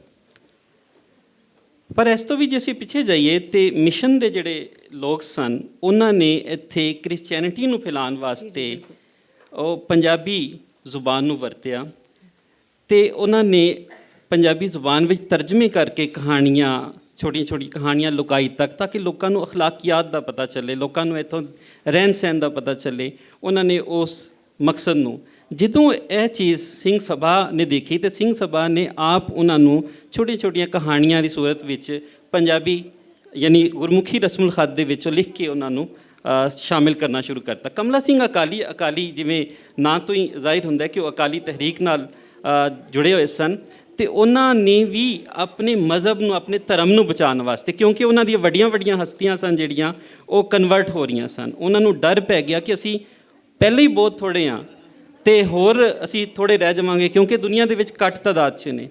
ਅਤੇ ਉਹਨਾਂ ਨੇ ਕਹਾਣੀਆਂ ਰਚੀਆਂ ਜਿਨ੍ਹਾਂ ਦਾ ਮਕਸਦ ਸਿਰਫ ਅਖਲਾਕੀਆਤ ਸੀ, ਉਹ ਜ਼ਿਆਦਾਤਰ ਅਖਲਾਕੀਆਤ ਉੱਤੇ ਜ਼ੋਰ ਦਿੰਦੇ ਸਨ। ਅਤੇ ਇਹ ਗੁਰਬਖਸ਼ ਸਿੰਘ ਫਿਰ ਸ਼ਾਮਿਲ ਹੋ ਗਏ, ਫਿਰ ਅੱਗੇ ਅਮਰਤਾ ਪ੍ਰੀਤਮ ਵਰਗੇ ਅਤੇ ਹੋਰ ਕਈ ਨਾਮ ਆ ਗਏ। ਸਾਡੇ ਇੱਥੇ ਜੋਸ਼ੂਆ ਫਜ਼ਲਦੀਨ ਹੋਰਾਂ ਨੇ ਜਿਵੇਂ ਪੰਜਾਬੀ ਦਰਬਾਰ ਕੱਢਿਆ, ਉਸ ਤਰ੍ਹਾਂ ਉਹਨਾਂ ਨੇ ਅੰਜੀਲ ਮੁਕੱਦਸ ਦਾ ਪੰਜਾਬੀ ਤਰਜਮਾ ਕੀਤਾ।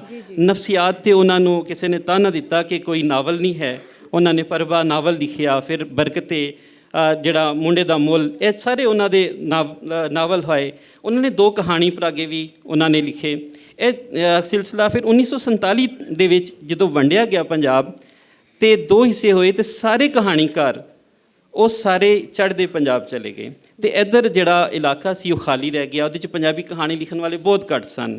ਰੋਜ਼ਵਾਰ ਆਗਾਜ਼ ਅਤੇ ਰੋਜ਼ਵਾਰ ਇਮਰੋਜ਼ ਨੇ ਜਦੋਂ ਸਪਲੀਮੈਂਟ ਸ਼ੁਰੂ ਕੀਤੇ, ਪੰਜਾਬੀ ਸਫ਼ੇ ਸ਼ੁਰੂ ਕੀਤੇ, ਅਤੇ ਉਹਨਾਂ ਦੇ ਵਿੱਚ ਕੁਝ ਤਹਿਰੀਰਾਂ ਆਉਣ ਲੱਗ ਪਈਆਂ। ਉਹਨਾਂ 'ਚ ਲਿਖਣ ਵਾਲਿਆਂ 'ਚ ਮੁੱਢਲੇ ਕਹਾਣੀਕਾਰਾਂ 'ਚ ਸਜਾਦ ਹੈਦਰ, ਸ਼ਫਕਤ ਉਨੀ ਮਿਰਜ਼ਾ ਜਿਹੜੇ ਨੇ, ਇਹ ਵੱਡੇ ਅਸਕਰ ਅੰਮ੍ਰਿਤਸਰੀ, ਇਹਨਾਂ ਨੇ ਜਿਹੜੇ ਲਿਖਣਾ ਸ਼ੁਰੂ ਕੀਤੇ।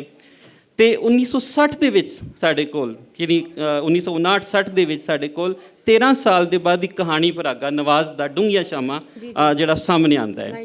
ਹਾਂਜੀ, 1960 ਤੋਂ ਲੈ ਕੇ 1999 ਤੀਕਰ ਬਹੁਤ ਥੋੜ੍ਹੇ ਅਫਸਾਨੇ ਕਹਾਣੀਆਂ ਜਿਹੜੀਆਂ ਨੇ ਲਿਖੀਆਂ ਜਾ ਰਹੀਆਂ ਨੇ।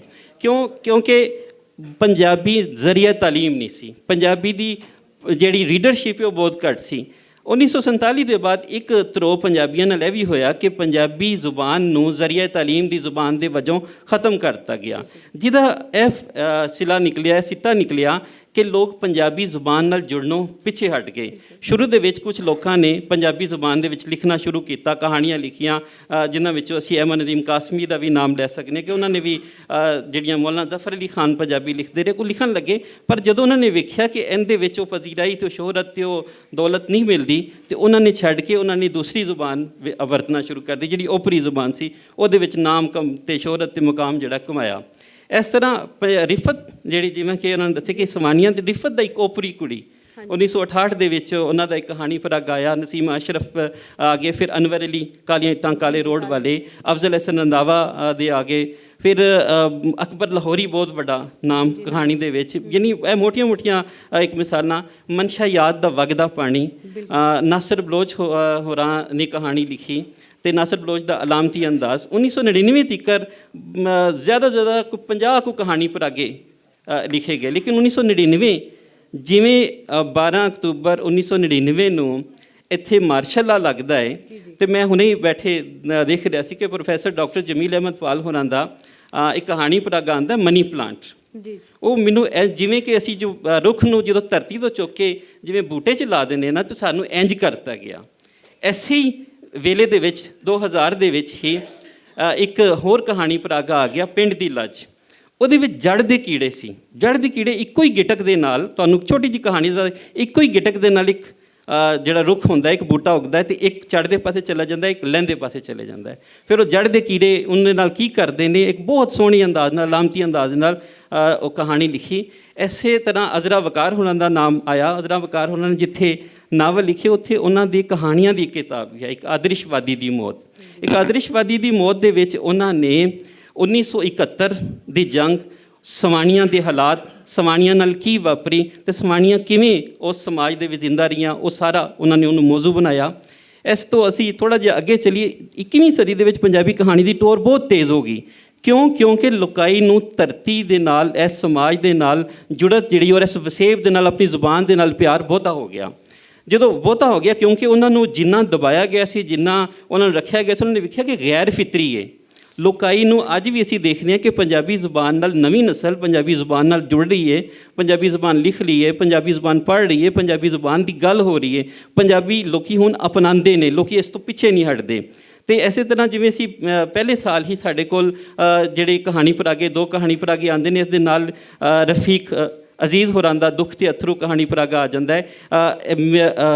ਗਜ਼ਾਲਾ ਹਮਦਾਨੀ ਦਾ ਕਹਾਣੀ ਪਰਾਗਾ, ਅੱਜ ਦੀ ਮਾਰਵੀ। ਫਿਰ ਇਸ ਤੋਂ ਅਸੀਂ ਅਗਲੇ ਵਰੇ 'ਤੇ ਚੱਲਦੇ ਹਾਂ, ਅਤੇ ਯਾਨੀ 3-3 4-4 ਕਹਾਣੀ ਪਰਾਗੇ ਆ ਜਾਂਦੇ ਨੇ। ਧੁੰਦ ਕਹਾਣੀ ਪਰਾਗਾ ਬੜਾ ਸੋਹਣਾ ਹਮੀਦ ਰਾਜ਼ੀ ਹੋਰਾਂ ਦਾ। ਹਮੀਦ ਰਾਜ਼ੀ ਹੋਰਾਂ ਦੀ ਕਹਾਣੀ ਫੈਂਸੀ ਡਰੈਸ ਸ਼ੋ। ਇੱਕ ਬਾਲ ਹੈ, ਉਹ ਬੱਚਾ ਹੈ, ਅਤੇ ਉਹ ਮਾਂ ਕੋਲ ਜ਼ਿੱਦ ਕਰ ਰਿਹਾ ਕਿ ਮੈਂ ਇਸ ਜਿਹੜੀ ਇਹ ਯੂਨੀਫਾਰਮ, ਇਹੀ ਯੂਨੀਫਾਰਮ ਲੈ ਕੇ ਜਾਣਾ ਹੈ। ਉਹ ਯੂਨੀਫਾਰਮ ਫੌਜੀ ਦਾ ਯੂਨੀਫਾਰਮ ਹੁੰਦਾ ਹੈ। ਬੜੀ ਗੁਪਤ ਜੀ ਅੰਦਾਜ਼ ਨਾਲ ਉਹਨਾਂ ਨੇ ਉਹ ਗੱਲ ਕਰਤੀ। ਫਿਰ ਐਸੀ ਅਗਰ ਪੜਾਅ ਨੂੰ ਅੱਗੇ ਲੈ ਕੇ ਜਾਈਏ, ਫਰਖੰਦਾ ਲੋਧੀ ਹੋਰਾਂ ਦੇ 3 ਕਹਾਣੀ ਪਰਾਗੇ। ਇੱਕ ਕਹਾਣੀ ਪਰਾਗਾ ਜਿਹੜਾ ਉਹਨਾਂ ਦਾ 21ਵੀਂ ਸਦੀ ਦੇ ਵਿੱਚ ਆਉਂਦਾ ਹੈ। ਪਹਿਲੇ 2 ਕਹਾਣੀ ਪਰਾਗੇ ਚੰਨੇ ਦੇ ਓਲੇ ਤੇ ਹੀਰ ਦੇ ਵਿੱਚ ਤਰੇੜਾਂ। ਤੇ ਕਿਉਂ ਕਹਾਣੀ ਪਰਾਗੇ ਦੇ ਵਿੱਚ ਨਰ ਕੌਮ, ਜਿਹੜੀ ਸਾਡੀ ਕੌਮ, ਜ਼ਿਹਨੀਅਤ ਜਿਹੜੀ ਸਾਡੀ ਕੌਮ ਦੀ ਬਣ ਗਈ ਸੀ, ਉਹਦੇ ਵਿੱਚ ਉਹ ਲਿਖਦੀਆਂ ਨੇ, ਮੁਸਲਮਾਨੋ, ਨਰ ਕੌਮ ਦੇ ਮੁਸਲਮਾਨੋ ਆਬਾਦੀ ਵਧਾਓ, ਅੱਲਾ ਦੀ ਜ਼ਾਤ ਰਿਜ਼ਕ ਦੇਣ ਵਾਲੀ, ਤੁਸੀਂ ਸਿਰਫ ਆਬਾਦੀ ਵਧਾਓ। ਉਹ ਐਡੀ ਵੱਡੀ ਤੰਜ਼ ਕਰਦੇ ਨੇ। ਕੀ ਰਿਸ਼ਤਾ ਕੀ ਨਾਤਾ ਕਹਾਣੀ ਜਿਹੜੀ ਹੈ ਉਹਨਾਂ ਦੀ ਬਹੁਤ ਖੂਬਸੂਰਤ ਕਹਾਣੀ, ਚੜ੍ਹਦੇ ਤੇ ਲਹਿੰਦੇ ਪੰਜਾਬ ਦੀ। ਜਦੋਂ ਚੜ੍ਹਦੇ ਤੇ ਲਹਿੰਦੇ ਪੰਜਾਬ ਦੀ ਗੱਲ ਹੁੰਦੀ ਹੈ, ਅਫਜ਼ਲ ਹਸਨ ਰੰਧਾਵਾ ਹੋਰਾਂ ਨੇ ਬਹੁਤ ਸੋਹਣੀਆਂ ਕਹਾਣੀਆਂ ਲਿਖੀਆਂ, ਬਹੁਤ ਸੋਹਣੇ ਨਾਵਲ ਲਿਖੇ ਕਿ ਉਹ ਸਾਂਝੇ ਪੰਜਾਬ ਦੀ ਗੱਲ ਕਰਦੇ ਸਨ। ਉਹ ਸਾਂਝਾ ਪੰਜਾਬ ਜਿੱਥੇ ਕਤਲੋ ਗਾਰਤ ਹੋ ਗਈ, ਜਿੱਥੇ ਲੁੱਟਮਾਰ ਹੋ ਗਈ, ਉਸ ਤੋਂ ਪਹਿਲੇ ਲੋਕਾਂ ਨੇ ਚਮਚਮ ਕਰਦੀਆਂ ਛਵੀਆਂ ਕੱਢ ਲੀਆਂ, ਕੁਹਾੜੀਆਂ ਕੱਢ ਲੀਆਂ। ਪਹਿਲੇ ਅਸੀਂ ਬੜੇ ਸਕੂਨ 'ਚ ਰਹਿ ਰਹੇ ਸੀ, ਬੜਾ ਅਮਨ ਸੀ। ਲੇਕਿਨ ਉਸ ਸਮਾਜ ਜਿਹੜਾ ਸਾਨੂੰ ਵਿਖਾਉਂਦੇ ਨੂੰ ਸਾਂਝੇ ਪੰਜਾਬ ਦੀ ਗੱਲ ਹੈ। ਉਹਨਾਂ ਦਾ ਕਹਾਣੀ ਪਰਾਗਾ ਰਣ ਤਲਵਾਰ ਤੇ ਘੋੜਾ ਆ ਗਿਆ, ਮੁੰਨਾ ਕੋਲ ਹੋਰ, ਫਿਰ ਇਲਾਈ ਮੋਰ ਤੇ ਹੋਰ ਕਹਾਣੀਆਂ ਉਹਨਾਂ ਦਾ ਆ ਗਿਆ। ਇਸੇ ਤਰ੍ਹਾਂ ਕਈ ਕਹਾਣੀ ਪਰਾਗੇ 2000 ਤੋਂ ਲੈ ਕੇ 2010 ਤੱਕ, ਤੇ 2010 ਤੋਂ ਲੈ ਕੇ 2020 ਤੱਕ ਦੇ ਜਦੋਂ ਅਸੀਂ ਸਫ਼ਰ ਨੂੰ ਦੇਖਦੇ ਇੱਕ ਦਹਾਕੇ ਨੂੰ, ਤੇ ਇਹਦੇ ਵਿੱਚ ਹੋਰ ਤੇਜ਼ੀ ਆ ਗਈ ਕਹਾਣੀ ਲਿਖਣ 'ਚ, ਨਾਵਲ ਲਿਖਣ 'ਚ। ਅਸੀਂ ਯਾਨੀ ਕਿ ਉਹਨਾਂ ਅਗਰ ਅਸੀਂ ਇਹ 11 ਤੋਂ ਲੈ ਕੇ 20 ਤੱਕ ਦੇਖੀਏ, ਤੇ ਉਹਨਾਂ ਸ਼ਾਇਦ ਪਿਛਲੇ 60 ਸਾਲ ਦੇ ਵਿੱਚ ਕਹਾਣੀ ਨਹੀਂ ਲਿਖੀ ਗਈ ਜਿੰਨੀ ਇਸ ਦੌਰਾਨ ਲਿਖੀ ਗਈ। ਇਹਦੇ ਵਿੱਚ ਪਿਲਾਕ ਦਾ ਬਹੁਤ ਵੱਡਾ ਕਿਰਦਾਰ, ਕਿਉਂਕਿ ਇੱਕ ਇਨਾਮ ਜਿਹੜਾ ਹੋ ਗਿਆ, ਵੰਡਿਆ ਗਿਆ, ਸਰਕਾਰੀ ਤੌਰ 'ਤੇ ਸਨਮਾਨਿਆ ਜਾਣ ਲੱਗ ਪਿਆ। ਫਿਰ ਇੱਕ ਹੋਰ ਸੰਸਥਾ ਆ ਗਈ, ਇੱਕ ਤਨਜ਼ੀਮ ਆ ਗਈ, ਤਾਂ ਉਹਨਾਂ ਨੇ ਵੀ ਜਿਹੜਾ ਉਹ ਇਨਾਮ ਦੇਣਾ ਸ਼ੁਰੂ ਕਰਤਾ, ਜਿਹੜਾ $10,000 ਤੇ $25,000 ਸੀ। ਉਸ ਨਾਲ ਨਵੇਂ ਮੌਜੂ 'ਤੇ ਲਿਖੇ ਜਾਣ ਲੱਗ ਪਏ। ਬਲਕਿ ਇੰਝ ਹੋਇਆ ਕਿ ਕਈ ਕਹਾਣੀਕਾਰ, ਕਈ ਜਿਹੜੇ ਨਾਵਲਕਾਰ ਹੈ, ਜਿਹੜੀਆਂ ਹੋਰ ਜ਼ੁਬਾਨਾਂ 'ਚ ਲਿਖਦੇ ਪਏ ਸਨ, ਉਹ ਪੰਜਾਬੀ ਵਿੱਚ ਲਿਖਣਾ ਸ਼ੁਰੂ ਹੋ ਗਏ। ਇਸ ਸਾਲ ਵੀ ਇੱਕ ਨਾਵਲ ਛਪਿਆ ਜਿਹੜਾ ਕਦੀ ਪਹਿਲੇ ਪੰਜਾਬੀ 'ਚ ਨਹੀਂ ਸੀ ਲਿਖਿਆ ਗਿਆ, ਉਹ ਹੁਣ ਉਹ ਵੀ ਲਿਖਣ ਲੱਗ ਪਏ ਨੇ ਪੰਜਾਬੀ। ਅਸੀਂ ਜੀ ਆਇਆਂ ਨੂੰ ਆਖਦੇ ਹਾਂ, ਲੇਕਿਨ ਪੰਜਾਬੀ ਪ੍ਰੈਫਰੈਂਸ ਹੋਣੀ ਚਾਹੀਦੀ, ਪੰਜਾਬੀ ਤਰਜੀਹ ਹੋਣੀ ਚਾਹੀਦੀ ਹੈ। ਇਹ 40 ਸਾਲ ਦਾ ਜਿਹੜਾ ਗੈਪ ਨਹੀਂ ਹੋਣਾ ਚਾਹੀਦਾ। ਤੇ ਅਸੀਂ ਆਸ ਕਰਨੇ ਹਾਂ ਕਿ ਉਹ ਇੰਝ ਹੀ ਪੰਜਾਬੀ ਦੇ ਨਾਲ ਜੁੜੇ ਰਹਿਣਗੇ, ਪੰਜਾਬੀ ਇੰਝ ਹੀ ਵੱਧਦੀ ਜਾਏਗੀ। ਫਿਰ ਜ਼ੁਬੈਰ ਅਹਿਮਦ ਹੋਰੀ ਜਿਨ੍ਹਾਂ ਨੇ 2 ਵਾਰੀ ਟਾਹਾਂ ਇਨਾਮ ਵੀ ਜਿੱਤਿਆ, ਪਹਿਲਾ ਇਨਾਮ ਵੀ ਉਹਨਾਂ ਨੂੰ ਮਿਲਿਆ। ਉਹਨਾਂ ਦਾ ਕਹਾਣੀ ਪਰਾਗਾ ਮੀਂਹ ਬੂਏ ਬਾਰੀਆਂ, ਕਬੂਤਰ ਬਨੇਰੇ ਤੇ ਗਲੀਆਂ, ਫਿਰ ਉਹਨਾਂ ਦਾ ਪਾਣੀ ਦੀ ਕੰਧ ਜਿਹੜਾ ਕਹਾਣੀ ਪਰਾਗਾ ਆਇਆ, ਤੇ 3 ਵੱਡੇ ਕਹਾਣੀ ਪਰਾਗੇ। ਇਸੇ ਦੇ ਨਾਲ ਇੱਕ ਹੋਰ ਸਾਡੇ ਕਹਾਣੀਕਾਰ ਤੇ ਨਾਵਲਕਾਰ ਜਿਨ੍ਹਾਂ ਦੇ 2 ਉਹਨਾਂ ਨੇ ਟਾਹਾਂ ਇਨਾਮ ਜਿੱਤੇ, ਤੇ ਵੱਡਾ ਟਾਹਾਂ ਪ੍ਰਾਈਜ਼ ਜਿਹੜਾ $25,000 ਵਾਲਾ ਹੈ ਉਹ ਪਾਕਿਸਤਾਨ ਜੋਗੀ ਸਪਤਰਾ, ਉਹ ਵੀ ਕਹਾਣੀ ਪਰਾਗੇ ਤੇ ਆਇਆ। ਉਹਨਾਂ ਦੇ ਕਹਾਣੀ ਪਰਾਗੇ ਠੀਕਰੀਆਂ, ਉਥਲ ਪਥਲ, ਫਿਰ ਇਸੇ ਤਰ੍ਹਾਂ ਉਹਨਾਂ ਦਾ ਕਹਾਣੀ ਪਰਾਗਾ ਸ਼ਹੀਦ ਤੇ ਹੋਰ ਕਹਾਣੀਆਂ, ਆਈ ਪੂਰੇ ਦੀ ਹਵਾ, 2 ਨਾਵਲ ਉਹਨਾਂ ਦੇ ਆ ਗਏ। ਉਹਨਾਂ ਨੇ ਬਹੁਤ ਅੱਛੇ ਅੱਜ ਦੀ ਗੱਲ ਕੀਤੀ, ਅੱਜ ਦੇ ਸਮਾਜ ਦੀ ਗੱਲ ਕੀਤੀ। ਮੁਦੱਸਰ ਬਸ਼ੀਰ ਹੋਰੀ ਤੇ ਸਾਡੇ ਸਾਹਮਣੇ ਡਾਕਟਰ ਸੁਗਰਾ ਸਦਫ ਨੇ ਬਿਰਹਾ ਮਚ ਮਚਾਇਆ। ਉਹਨਾਂ ਨੇ ਜਦੋਂ ਕਹਾਣੀ ਲਿਖਦੇ ਨੇ ਤੇ ਅੱਜ ਦੇ ਸਮੇਂ ਦੀ ਗੱਲ ਹੁੰਦੀ ਹੈ, ਨੈੱਟ ਦੇ ਇਨਬੋਕਸ ਇਹਨਾਂ ਦੀ ਕਹਾਣੀ ਐਸੀ ਹੈ ਕਿ ਇਨਸਾਨ ਪੜ੍ਹ ਕੇ ਇੱਕ ਵਾਰੀ ਜਿਹੜਾ ਉਹ ਤੜਫ ਕੇ ਰਹਿ ਜਾਂਦਾ ਕਿ ਸਾਡੀ ਨੌਜਵਾਨ ਨਸਲ ਕਿੱਧਰ ਟੁਰ ਰਹੀ ਹੈ, ਕਿ ਅਸੀਂ ਕਿਹੜੇ ਸਮਾਜ ਵੱਲ ਜੀ ਰਹੇ ਹਾਂ। ਇਹ ਸਮਾਜ ਸਾਡਾ ਨਹੀਂ ਸੀ, ਸਾਨੂੰ ਇਹ ਇੰਟਰਨੈਟ ਨੇ, ਇਹ ਸੋਸ਼ਲ ਮੀਡੀਆ ਨੇ, ਇਹ ਸਾਨੂੰ ਲੋਕਾਂ ਨੇ ਕੀ ਸਾਡੇ ਅੰਦਰ ਬੁਰਾਈਆਂ ਪੈਦਾ ਕਰਤੀਆਂ ਨੇ, ਕੀ ਅੱਛਾਈਆਂ ਪੈਦਾ ਕਰਨੀਆਂ। ਅਸੀਂ ਹਮੇਸ਼ਾ ਇਸ ਚੀਜ਼ ਨੂੰ ਨੈਗੇਟਿਵਿਟੀ ਵਾਲੇ ਪਾਸੇ ਕਿਉਂ ਲੈ ਜਾ ਰਹੇ ਹਾਂ। ਇੱਕ ਹੋਰ ਨੀਲਮ ਅਹਿਮਦ ਬਸ਼ੀਰ ਹੋਰੀ ਕਹਾਣੀਆਂ ਉਹਨਾਂ ਦੀ ਆਈ, ਹਰ ਗੁੱਛਾ ਜ਼ਖਮਾਇਆ ਉਹਨਾਂ ਦੀ ਕਿਤਾਬ, ਉਹਦੇ 'ਚ ਪੀਆ ਮਿਲਨ ਉਹਨਾਂ ਦੀ ਕਹਾਣੀ ਹੈ ਜਿਹੜੀ ਤੁਹਾਡੇ ਜ਼ਿਹਨ 'ਚ ਕਿਸੇ ਨਾ ਕਿਸੇ ਤਰ੍ਹਾਂ ਉਹ ਬਹਿ ਜਾਂਦੀ ਹੈ। ਉਹ ਇੱਕ ਬਿਊਟੀ ਪਾਰਲਰ 'ਤੇ ਉੱਥੇ ਤਿਆਰੀ ਹੋ ਰਹੀ ਹੈ, ਜਿਹੜਾ ਉਹ ਪੀਆ ਨੂੰ ਮਿਲਣ ਜਾ ਰਹੀ ਹੈ, ਉਹਦੀ ਤਿਆਰੀ ਹੋ ਰਹੀ ਹੈ। ਉਹ ਦੱਸ ਰਹੇ ਨੇ ਕਿ ਉਹਨੂੰ ਬੰਬ ਲਾਏ ਜਾ ਰਹੇ ਨੇ, ਉਹਨੂੰ ਤਾਰਾਂ ਲਾਈਆਂ ਜਾ ਰਹੀਆਂ ਨੇ, ਉਹ ਅਸਲ 'ਚ ਖੁਦਕੁਸ਼ ਧਮਾਕੇ ਦੀ ਤਿਆਰੀ ਹੋ ਰਹੀ ਹੈ, ਖੁਦਕੁਸ਼ ਜਿਹੜਾ ਆਪੋ ਮਾਰ ਹਮਲਾਵਰ ਹੈ ਉਹਦੀ ਤਿਆਰੀ ਹੋ ਰਹੀ ਹੈ। ਨੀਲਮ ਅਹਿਮਦ ਬਸ਼ੀਰ ਨੇ ਉਸ ਸਮਾਜ ਨੂੰ ਦੱਸਿਆ, ਫਿਰ ਉਹਨਾਂ ਦੀ ਕਹਾਣੀ, ਉਹਦਾ ਨਾਂ ਹੀ ਹੈ ਕਹਾਣੀਆਂ। ਇਸ ਦੌਰਾਨ ਕਹਾਣੀ ਨੂੰ ਵਧਾਉਣ ਵਾਸਤੇ, ਕਹਾਣੀ ਨੂੰ ਫੈਲਾਉਣ ਵਾਸਤੇ 2 ਕਹਾਣੀਕਾਰ, 2 ਪਰਚੇ ਵੀ ਜਿਹੜਾ ਨੇ ਵੱਡਾ ਕਿਰਦਾਰ ਅਦਾ ਕੀਤਾ। ਮਕਸੂਦ ਸਾਕਬ ਹੋਰਾਂ ਦਾ ਪੰਚਮ, ਉਹ ਆਪ ਬੜੇ ਮੰਜੇ ਹੋਏ ਕਹਾਣੀਕਾਰ ਨੇ, 3 ਕਹਾਣੀ ਪਰਾਗੇ, ਸੁੱਚਾ ਤਿਲਾ ਕਹਾਣੀਆਂ ਤੇ ਤੂੰ ਘਰ ਚਲਾ ਜਾ, ਉਹਨਾਂ ਦਾ 3 ਕਹਾਣੀ ਪਰਾਗੇ। ਫਿਰ ਪੰਚਮ ਦੀ ਕਹਾਣੀ ਨੰਬਰ ਆਏ ਜਿਹਦੇ ਵਿੱਚ ਉਹਨਾਂ ਨੇ ਤਨਕੀਦੀ ਗੱਲਬਾਤ ਵੀ ਕੀਤੀ। ਫਿਰ ਜਿਹੜਾ ਪਿਛਲੇ ਸਾਲ ਚੋਲਾਂ ਦੀ ਬੁਰਕੀ ਨੂੰ ਪਹਿਲਾ ਇਨਾਮ ਮਿਲਿਆ, ਜਵੇਦ ਬੂਟਾ ਹੋਰੀ ਪੰਚਮ ਦੇ ਬੜੇ ਸੋਹਣੇ ਲਿਖਾਰੀ ਨੇ ਔਰ ਬੜੀ ਤਗੜੀ ਜਿਹੜੀ ਉਹ ਲਿਖਤ ਲਿਖਦੇ ਨੇ। ਇਸੇ ਤਰ੍ਹਾਂ ਸਵੇਰ ਇੰਟਰਨੈਸ਼ਨਲ ਦਾ ਕਿਰਦਾਰ, ਸਵੇਰ ਇੰਟਰਨੈਸ਼ਨਲ ਦੀ ਕਹਾਣੀ ਪਰਾਗੇ ਆਏ। ਇਹ ਸਵੇਰ ਇੰਟਰਨੈਸ਼ਨਲ ਦੇ ਨਾਲ ਆਉਂਦੀ ਕਿ ਅੱਜ ਸਵੇਰ ਇੰਟਰਨੈਸ਼ਨਲ ਨੂੰ ਇਹੀ ਮਾਣ ਹਾਸਲ ਹੁੰਦਾ ਕਿ ਉਹਨਾਂ ਨੇ ਚੰਗੇ ਨਾਵਲਕਾਰ, ਚੰਗੇ ਕਹਾਣੀਕਾਰ, ਅਗਰ ਅਸੀਂ ਜ਼ਾਹਿਦ ਹਸਨ ਦਾ ਨਾਮ ਲੈਂਦੇ ਜਾਂ ਅਲੀ ਅਨਵਰ ਅਹਿਮਦ ਦਾ ਨਾਮ ਲੈਂਦੇ ਹਾਂ, ਤੇ ਇਹ ਉਹੀ ਜਾਂ ਕੋਈ ਹੋਰ ਕਹਾਣੀਕਾਰ ਨੇ, ਉਹਨਾਂ ਨੇ ਸਵੇਰ ਇੰਟਰਨੈਸ਼ਨਲ ਨਾਲ ਹੀ ਜੁੜ ਕੇ ਲਿਖਿਆ। ਕਮਲ ਮੁਸ਼ਤਾਕ ਹੋਰਾਂ ਦਾ ਇੱਕ ਕਾਗਜ਼ ਦੇ ਜਹਾਜ਼ ਇੱਕ ਕਹਾਣੀ ਪਰਾਗਾ 2004 'ਚ ਆਇਆ, ਤੇ ਉਹ ਬਹੁਤ ਵੱਡੀ ਤੇ ਬੜੀ ਲੰਮੀ ਫਹਿਰਿਸਤ ਹੈ। ਪੰਜਾਬੀ ਕਹਾਣੀ ਲਿਖੀ ਜਾ ਰਹੀ ਹੈ ਔਰ ਵਧੀਆ ਚੰਗੀ ਲਿਖੀ ਜਾ ਰਹੀ ਹੈ। 2022 ਦੇ ਵਿੱਚ ਸਾਡੇ ਕੋਲ 4 ਨਾਵਲ ਆ ਜਾਂਦੇ ਨੇ। ਵਬਾ ਤੇ ਵਸੇਬ ਸਾਡੇ ਕੋਲ ਆ ਗਿਆ, ਮੁਸਤਨਸਰ ਹੁਸੈਨ ਤਾਰੜ ਦਾ ਪੰਨਾ ਦਿੱਲੀ ਦੇ ਕਿੰਗਰੇ ਆ ਗਏ। ਫਿਰ ਇੱਕ ਸਾਂਝ ਨਾਵਲ ਹੈ ਆਸਫ ਅਵਾਨ ਹੋਰਾਂ ਦਾ, ਉਹ ਨਾਵਲ ਆਏ। ਜਮੀਲ ਅਹਿਮਦ ਪਾਲ ਹੋਰਾਂ ਦਾ ਇੱਕ ਕਹਾਣੀ ਪਰਾਗਾ ਮੈਂਡਲ ਦਾ ਕਾਨੂੰਨ ਆਇਆ। ਫਿਰ ਤੈਨੂੰ ਮਰਜ਼ ਕਿਹੜਾ ਦਸੀਏ, ਉਹ ਇੱਕ ਕਹਾਣੀ ਪਰਾਗਾ ਆਇਆ ਖੁਸ਼ਾਬ ਵਾਸਤੇ ਕਹਾਣੀਕਾਰ ਨੇ ਮਲਕ ਸ਼ਾਹਸਵਾਰ ਨਾਸਰ। ਅਲੀ ਅਨਵਰ ਅਹਿਮਦ ਹੋਰਾਂ ਦਾ ਕਹਾਣੀ ਪਰਾਗਾ ਜ਼ਵਾਲ ਤੇ ਹੋਰ ਕਹਾਣੀਆਂ। ਪੰਜਾਬੀ ਕਹਾਣੀ ਦੀ ਟੋਰ ਬਹੁਤ ਤਿੱਖੀ ਹੈ ਔਰ ਪੰਜਾਬੀ ਨਾਵਲ, ਪੰਜਾਬੀ ਕਹਾਣੀ ਨਵੇਂ ਮੌਜੂ ਲਏ ਜਾ ਰਹੇ ਨੇ, ਨਵੀਂ ਜ਼ੁਬਾਨ, ਨਵੀਂ ਲਫ਼ਜ਼ਾਵਲੀ ਆ ਰਹੀ ਹੈ, ਨਵਾਂ ਫਲਸਫਾ ਆ ਰਿਹਾ, ਨਵੀਂ ਟੈਕਨੀਕਸ ਆ ਰਹੀਆਂ ਨੇ। ਜਿਹੜੀ 1947 ਤੋਂ ਲੈ ਕੇ 2000 ਤੱਕ ਦੀ ਕਹਾਣੀ ਸੀ, ਉਸ ਰਵਾਇਤ ਤੋਂ ਕਹਾਣੀ, ਅੱਜ ਕਹਾਣੀ ਸਾਡੀ ਐਸੀ ਹੈ ਕਿ ਅਸੀਂ ਇੰਟਰਨੈਸ਼ਨਲ ਕਹਾਣੀਕਾਰ, ਅਸੀਂ ਜਿਹੜਾ ਕਿਸੇ ਵੀ ਕਹਾਣੀਕਾਰ ਦੀ ਅਗਰ ਕਹਾਣੀ ਸਾਹਮਣੇ ਰੱਖੇ ਤੇ ਸਾਡੀ ਕਹਾਣੀ ਵੀ ਉਸ ਦੇ ਬਰਾਬਰ ਦੀ ਚੱਲਦੀ ਹੈ। ਬਹੁਤ ਸ਼ੁਕਰੀਆ ਡਾਕਟਰ ਸਾਹਿਬ, ਤੁਸੀਂ ਬੜੀ ਭਰਵੀਂ ਗੱਲ ਕੀਤੀ ਕਹਾਣੀ ਦੀ ਟੋਰ 'ਤੇ ਯਕੀਨਨ ਜਿਹੜੀ ਪੰਜਾਬੀ ਕਹਾਣੀ ਦੀ ਰਫ਼ਤਾਰ ਹੈ ਉਹ ਸਲਾਹਣਯੋਗ ਹੈ। ਲੇਕਿਨ ਉਮੀਦ ਕਰਨੇ ਆ ਕਿ ਜਿਹੜੇ ਲਿਖਾਰੀ ਨੇ ਉਹ ਪੰਜਾਬੀ ਨੂੰ ਓਨ ਕਰਕੇ ਵੀ ਲਿਖਿਆ ਕਰਨਗੇ। ਮੇਰਾ ਅਗਲਾ ਸਵਾਲ ਰੁਖਸ਼ੰਦਾ ਨਵੀਦ ਸਾਹਿਬਾ ਤੁਹਾਡੇ ਕੋਲ ਹੋਵੇ ਕਿ ਤੁਸੀਂ ਮਾਸ਼ਾਅੱਲਾ ਇੰਨੀ ਸੋਹਣੀ ਸ਼ਾਇਰੀ ਕਰਦੇ ਹੋ, ਅਤੇ ਜਿਹੜਾ ਅਜੋਕਾ ਪੰਜਾਬੀ ਮੰਜ਼ਰਨਾਮਾ ਹੈ ਉਹਦੇ ਸਰਗਟ ਜਿਹੜੇ ਸ਼ਾਇਰ ਨੇ ਉਹਨਾਂ ਬਾਰੇ ਆਪਣੇ ਵਿਚਾਰ ਸਾਡੇ ਨਾਲ ਸਾਂਝੇ ਕਰੋ। ਜੀ ਬਹੁਤ ਸ਼ੁਕਰੀਆ।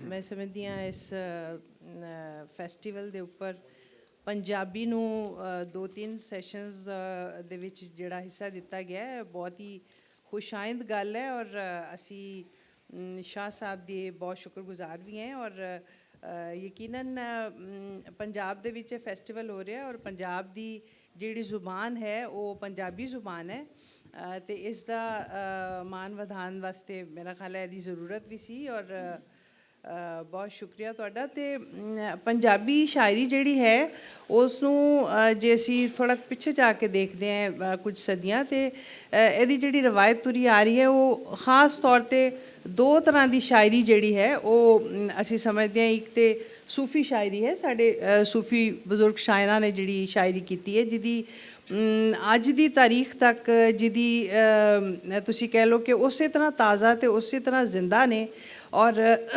ਪੀੜ੍ਹੀ ਪੀੜ੍ਹੀ ਸਾਡੇ ਤੱਕ ਪਹੁੰਚ ਰਹੀਆਂ ਨੇ, ਔਰ ਉਹ ਕਦੀ ਵੀ ਪੁਰਾਣੀ ਨਹੀਂ ਹੋ ਸਕਦੀ ਉਹ ਸ਼ਾਇਰੀ, ਕਿਉਂਕਿ ਉਸ ਦੇ ਵਿੱਚ ਉਹਦਾ ਜਿਹੜਾ ਕੰਟੈਂਟ ਹੈ ਸ਼ਾਇਰੀ ਦਾ, ਉਹ ਮੈਂ ਸਮਝਦੀ ਹਾਂ ਅੱਜ ਦੇ ਜ਼ਮਾਨੇ ਵਿੱਚ ਵੀ ਤੇ ਪਿਛਲੇ ਜ਼ਮਾਨਿਆਂ ਵਿੱਚ ਵੀ ਤੇ ਆਉਣ ਵਾਲੇ ਜ਼ਮਾਨੇ ਦੀ ਵੀ ਉਹ ਕਹਾਣੀ ਹੈ, ਕਿਉਂਕਿ ਉਹ ਇੱਕ ਇਨਸਾਨੀਅਤ ਦੀ ਗੱਲ ਹੈ, ਭਲਾਈ ਦੀ ਗੱਲ ਹੈ, ਇੱਕ ਚੰਗਿਆਈ ਦੀ ਗੱਲ ਹੈ, ਤੇ ਉਹ ਉਸ ਦੇ ਵਿੱਚ ਬਹੁਤ ਵੱਡੀ ਸ਼ਾਇਰੀ ਜਿਹੜੀ ਹੈ ਉਹ ਕੀਤੀ ਗਈ ਹੈ।